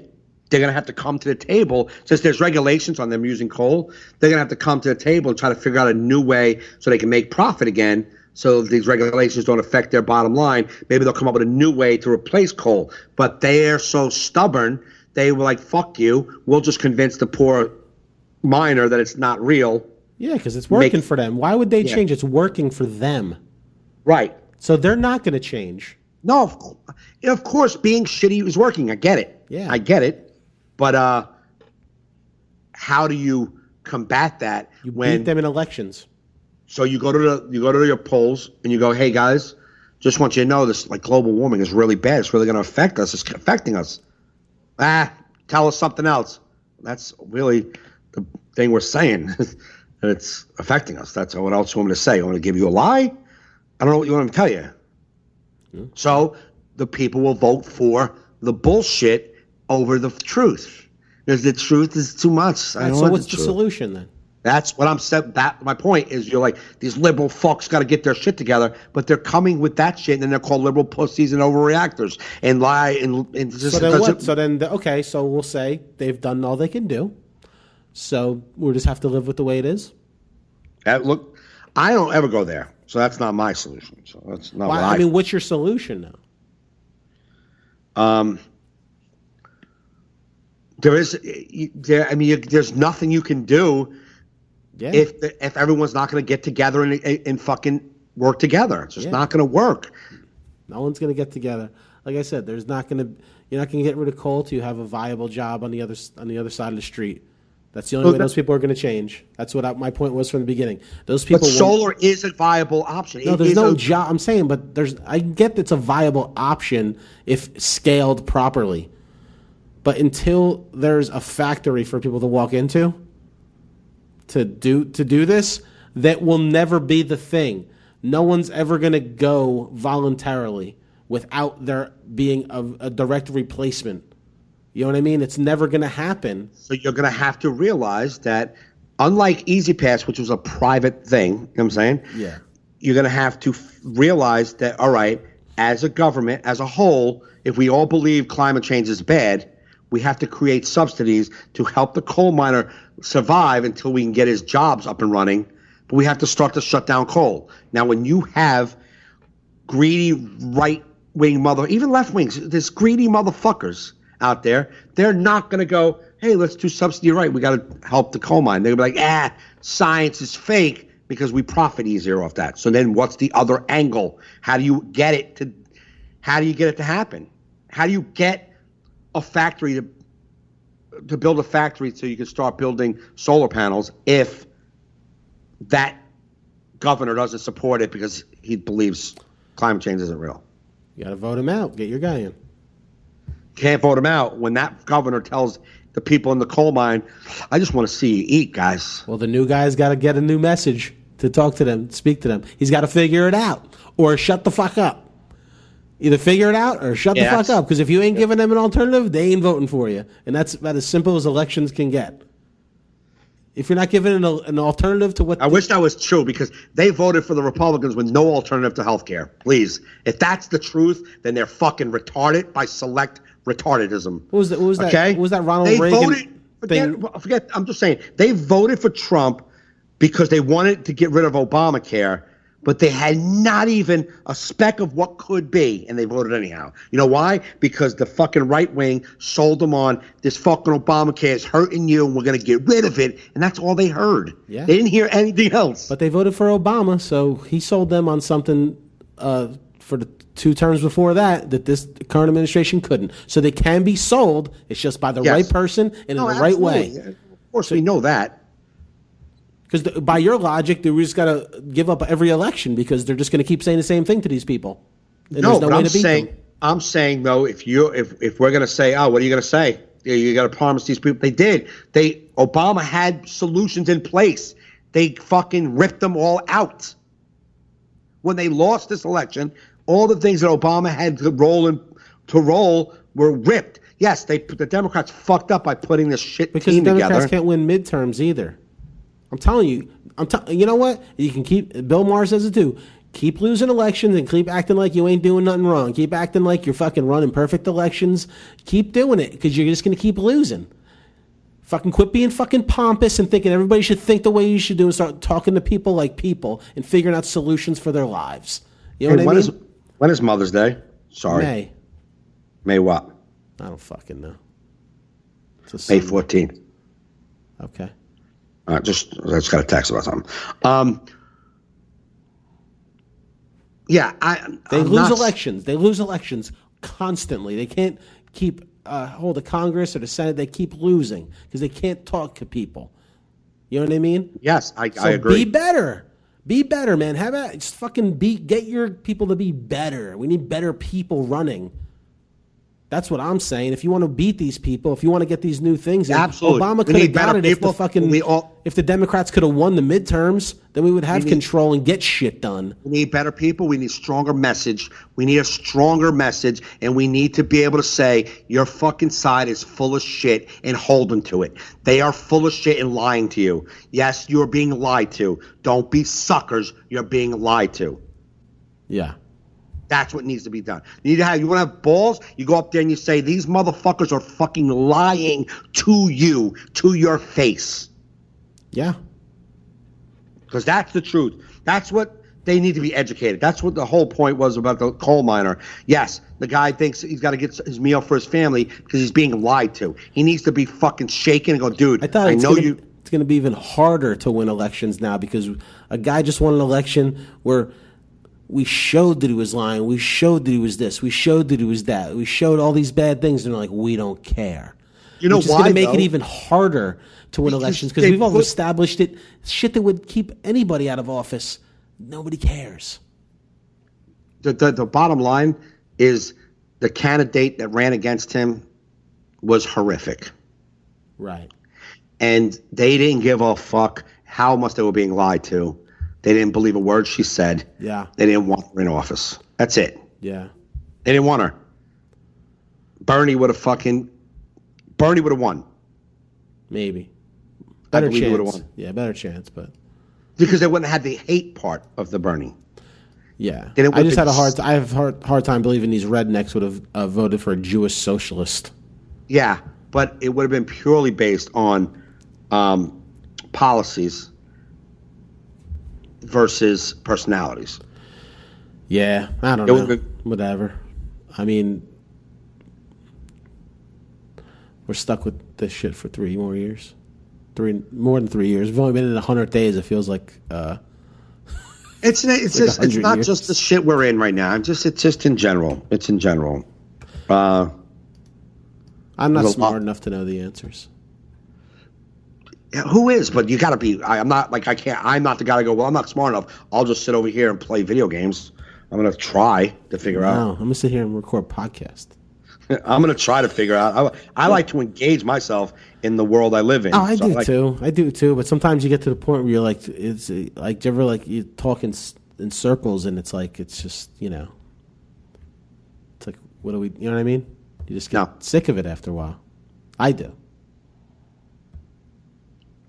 No. I mean, you know what I mean? Like, how often can I break it down where I'm saying the same things that I say to myself? You know what I mean? Yeah. Like, I'm never going to see the other side. I try to see the other side. You know what I mean? So, like, to keep saying my same script to myself that I already believe gets tiresome to me. Right. No, yeah. You know what I mean? Yeah, yeah. Like I know. It's why I try to at least look at the side of the fucking coal miners. Because they're the only ones I give a fuck about. You know what I mean? Not the billionaires. Right. No, I hear you. It's easy to care that for the person. I mean, everyone cares for people to livelihood and to survive. But I still can't get my brain around and go, yeah, get back to coal then. That makes sense. I can't say that. Oh, no, I didn't say that. But. Yeah.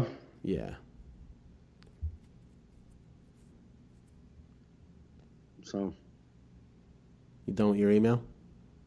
I did. I'm done. Mike's been typing an email for like 5 minutes. No, it was only one sentence. That was all. You do one finger I would at a type, time? and then I would come back to work and talking to you, and then go back to typing. So that's that. Anyway, that's that. That's that, and that's well, James, our listener James will be happy with this podcast because he loves politics. Yeah, I like James. It makes him excited. I'm getting an overabundance of fake, like Facebook models, like liking everything I post. Oh, on Instagram? Oh yeah, Instagram. Oh, because I've been getting. Yeah, I get that. I had a wave of that. It's like I had a wave of that, but what I've gotten lately, the past 4 weeks actually, a wave of friend requests from fake accounts, girl accounts. Yeah. Oh, just tons of Sarah Beth Johansson, from Jersey City, a blonde broad. I'm from Jersey City. You don't live there. Yeah. Well, Instagram's funny because I posted a picture of Cody last night, like looking at me like you're going to bed. He just like stares at me. Yeah. And Annalise _Wonderly _RH0. She's a fashion model. Says, "Cheers, honey. My name is Annalise Wonderly. Do you want to my ass? Yeah. Also, you can fuck me if want. Follow Hiri Quick. Models for men / blah blah blah blah blah."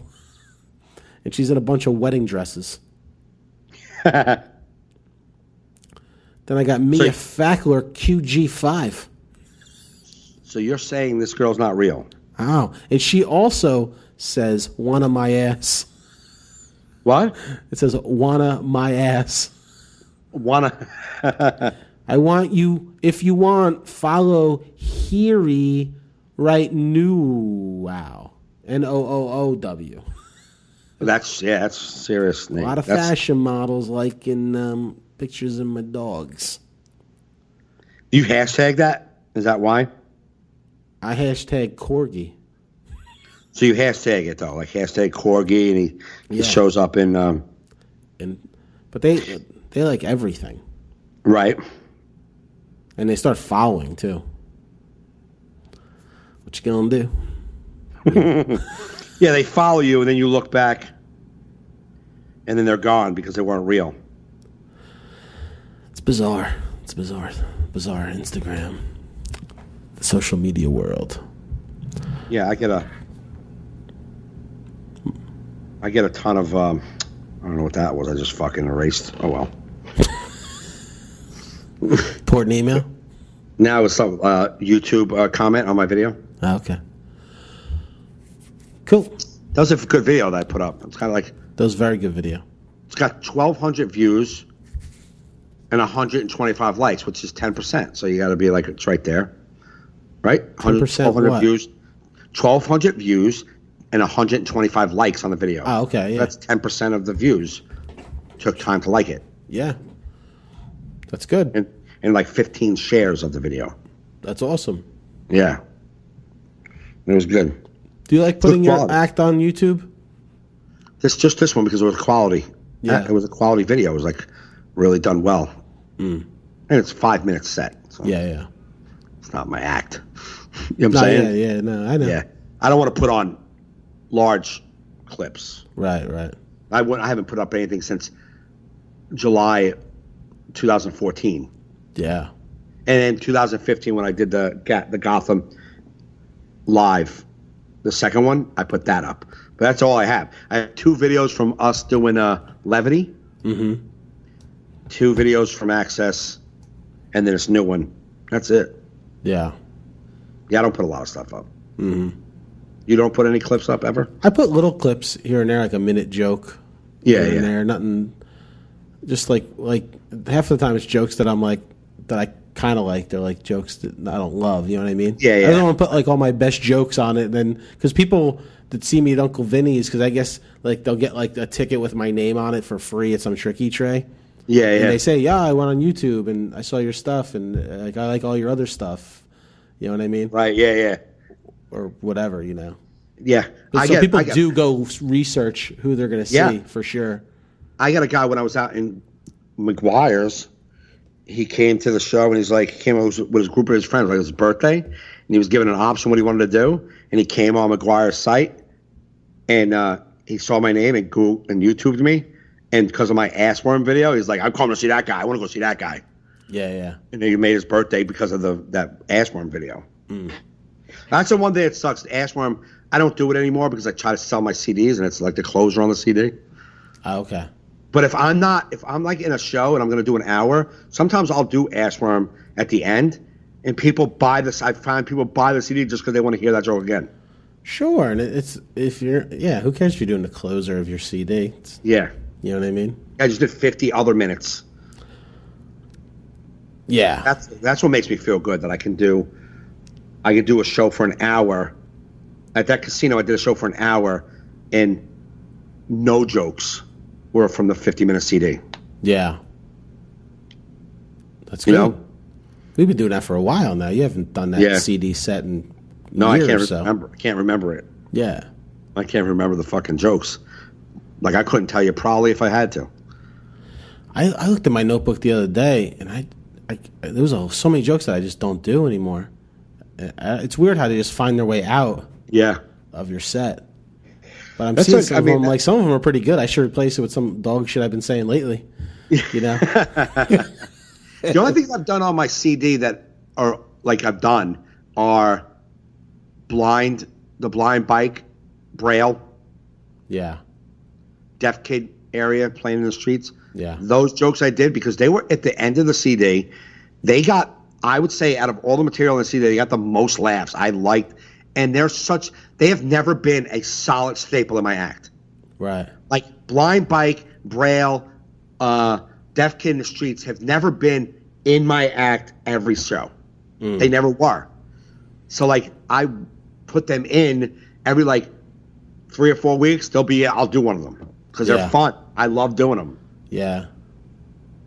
And if I was ever to do an hour DVD, like a film, those jokes are in there. I don't care because they are so good, so fun. They're visual, and everyone loves them. And I like they're so much fun to do. Yeah, you could put them in a special. It's not like you're famous and people and those bits have been played to death on TV and right. People. I mean, there's more people have not seen them than seen them. Right.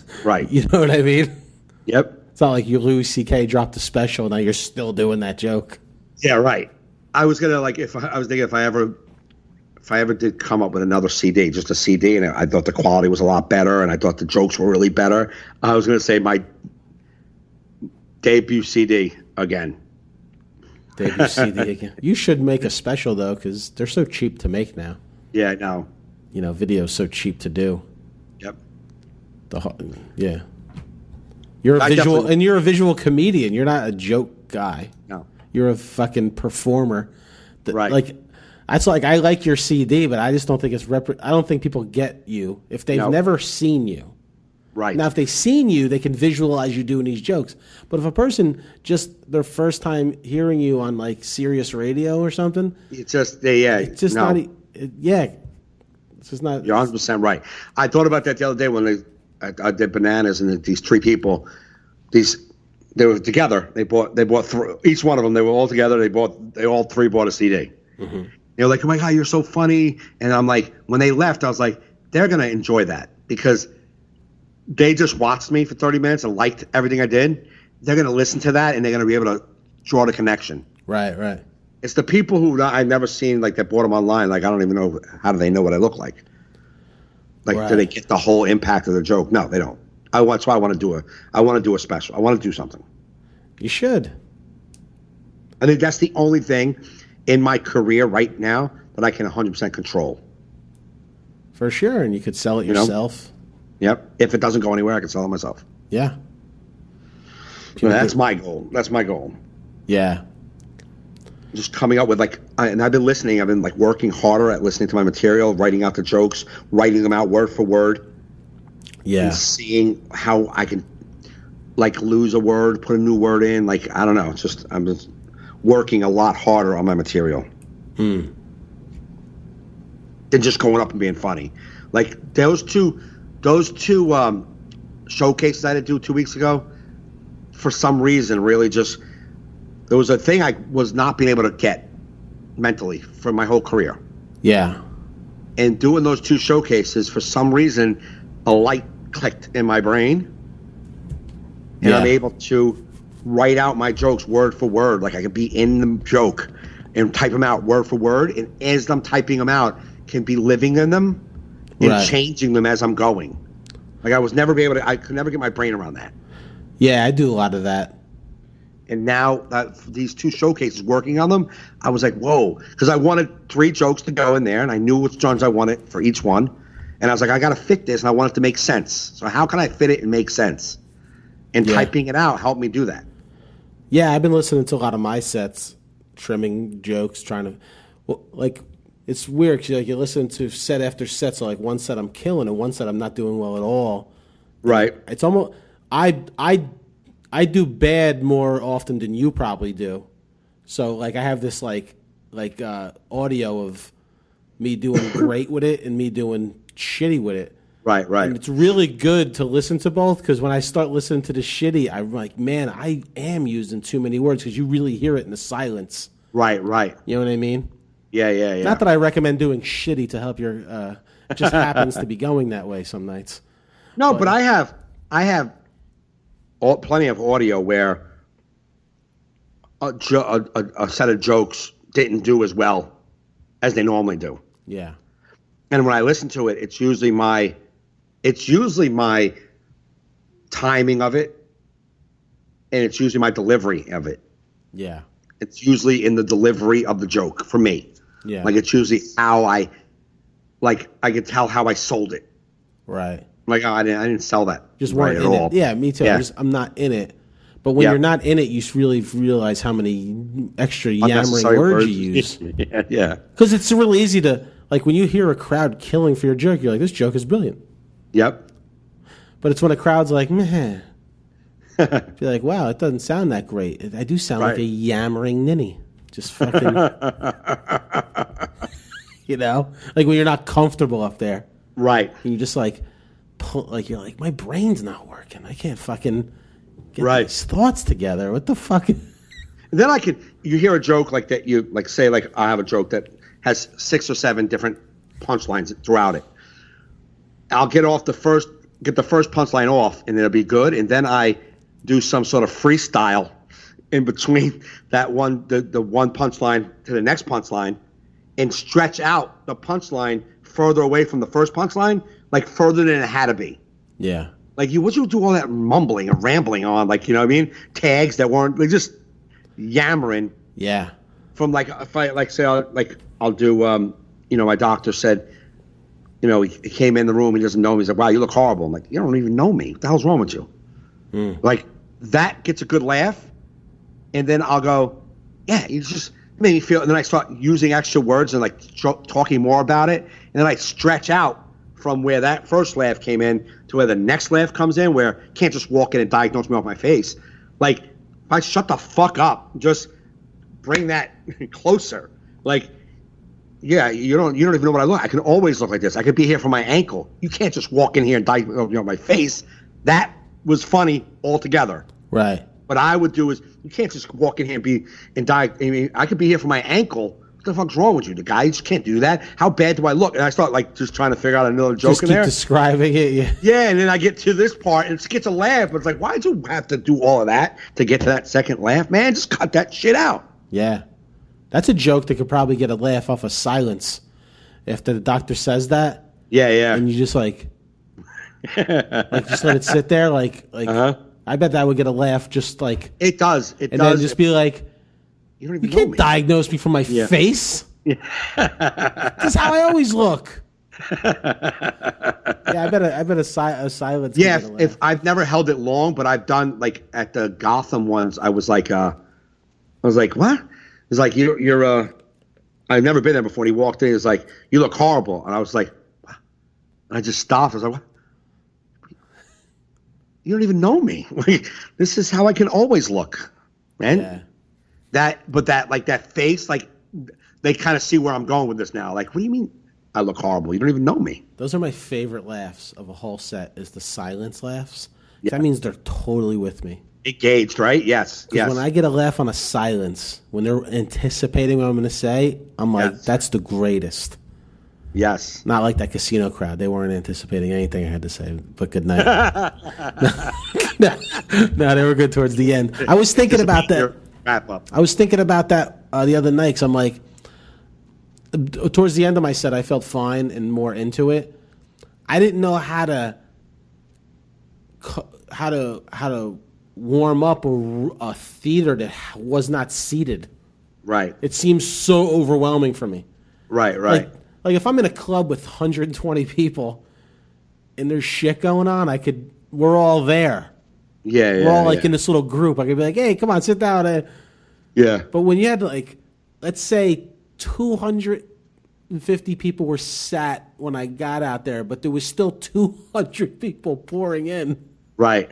You're like, I let the moment get to me for a moment. I'm like, I don't know how to go into this. Yeah, I think in that moment you have to address the moment. Like, hey, whoa, guys all decided, you know what I mean? Like, we guys all come from the buffet? What the hell's happening out there? Like something in the moment. Yeah, I did a couple of lines about how beautiful. I just trying to talk, and it just seemed like it was like just a shit going on. Yeah. Like it was so bizarre, which led me on a weird footing to start, and then I started getting better as I got more comfortable. I know who your act. I know how you feel. I know how you sound when you're comfortable. I know the difference, and I can tell. You were saying jokes and not telling jokes. Listen, you were saying you know what I mean? And I get definitely. It. For the first half of my set, I was guaranteed if I start off with Fernandez with an S, I'm uncomfortable because I don't do that joke to start. Yeah, I heard it too. The moment I do that, I'm uncomfortable because I'm like, let's just get this out.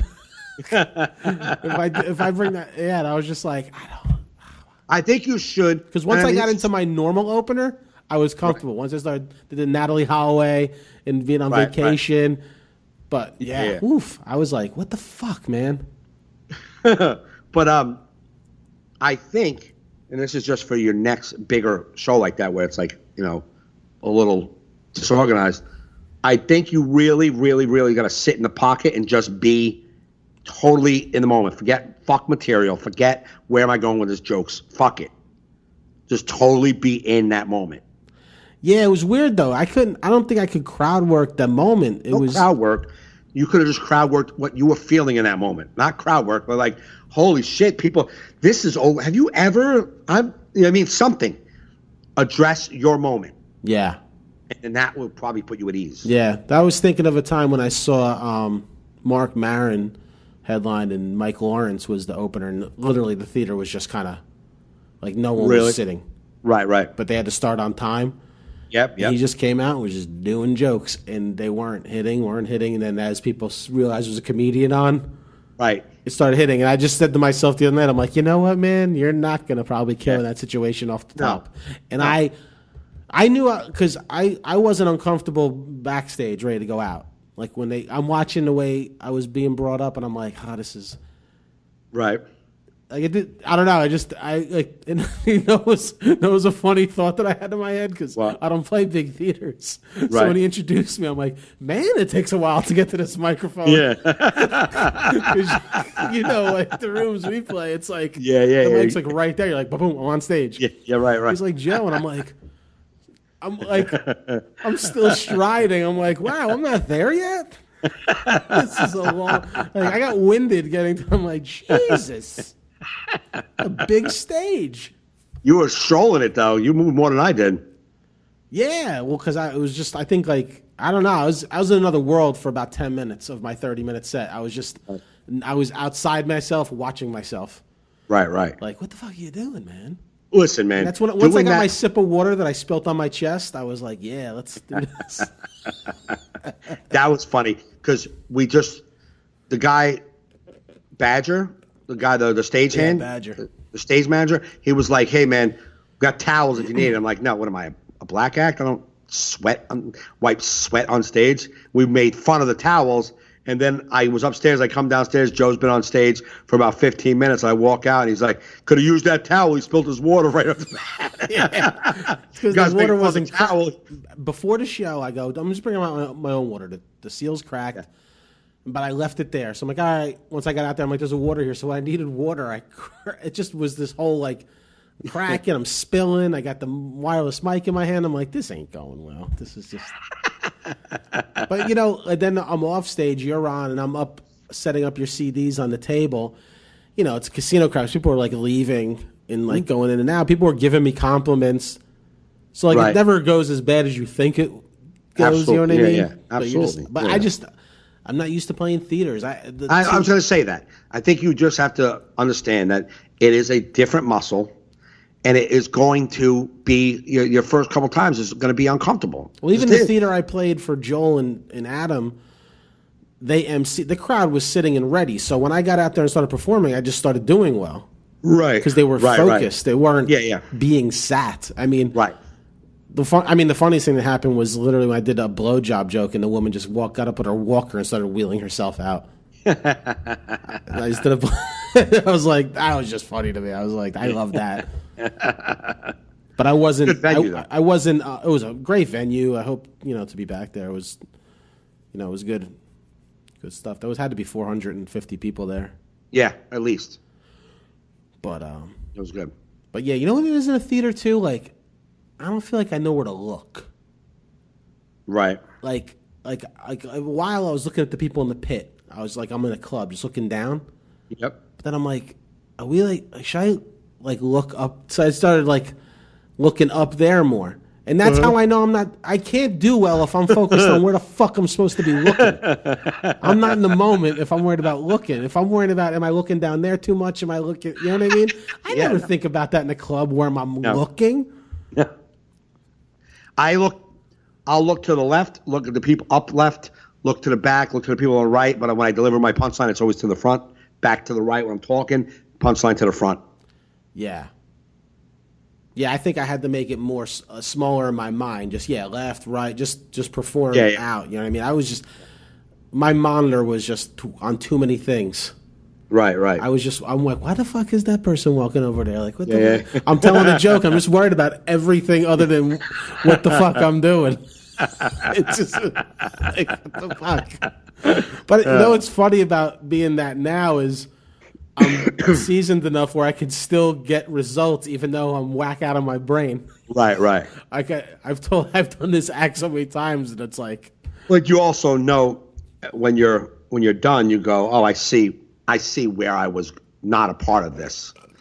You know what I'm saying? Yeah. Like you could see your disconnection and be like, all right, I get that's why that's just, you know what I mean? Why I was uncomfortable is I was a little disconnected. Yeah. And then I just remember all the, I'm not alone in that thought. I mean, I've heard Dave Attell talk about performing. He doesn't like performing at theaters because he just doesn't feel connected. Yeah, no, yeah. That's what Sebastian didn't want to go to theaters. You know, he likes the intimacy of clubs. He was afraid to move bigger. I mean, although he has no choice. No, you have when you have a theater that is there for you, it makes it way intimate. Yeah, exactly. If you have 1,000 people that specifically want to hear what you have to say. Oh, yeah, that's intimate. But not 300 old people that they just got their tickets and came. And you're spilling water on your chest. 150 of those 450 to 500 people totally bought tickets to see that show. Yeah.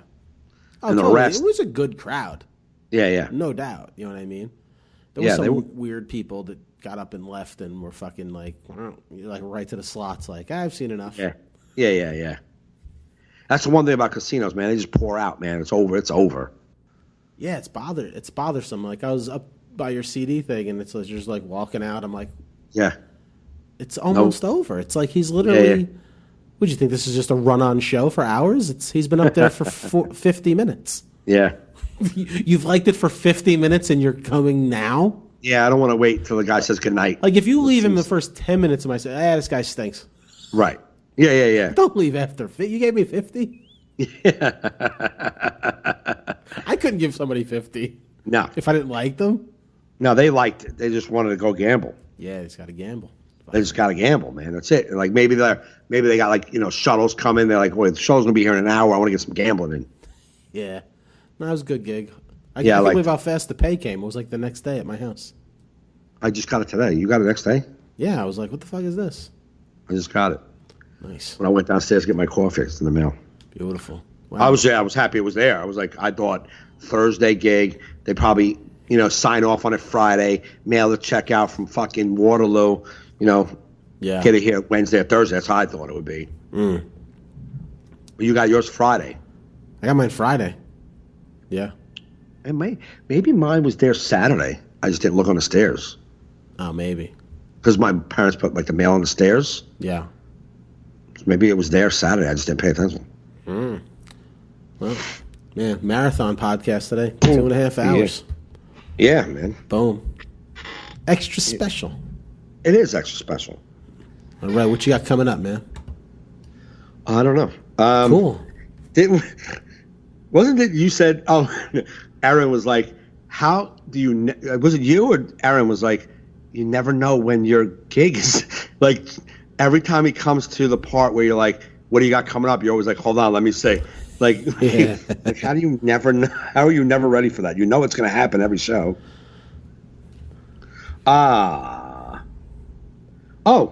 Friday. Friday.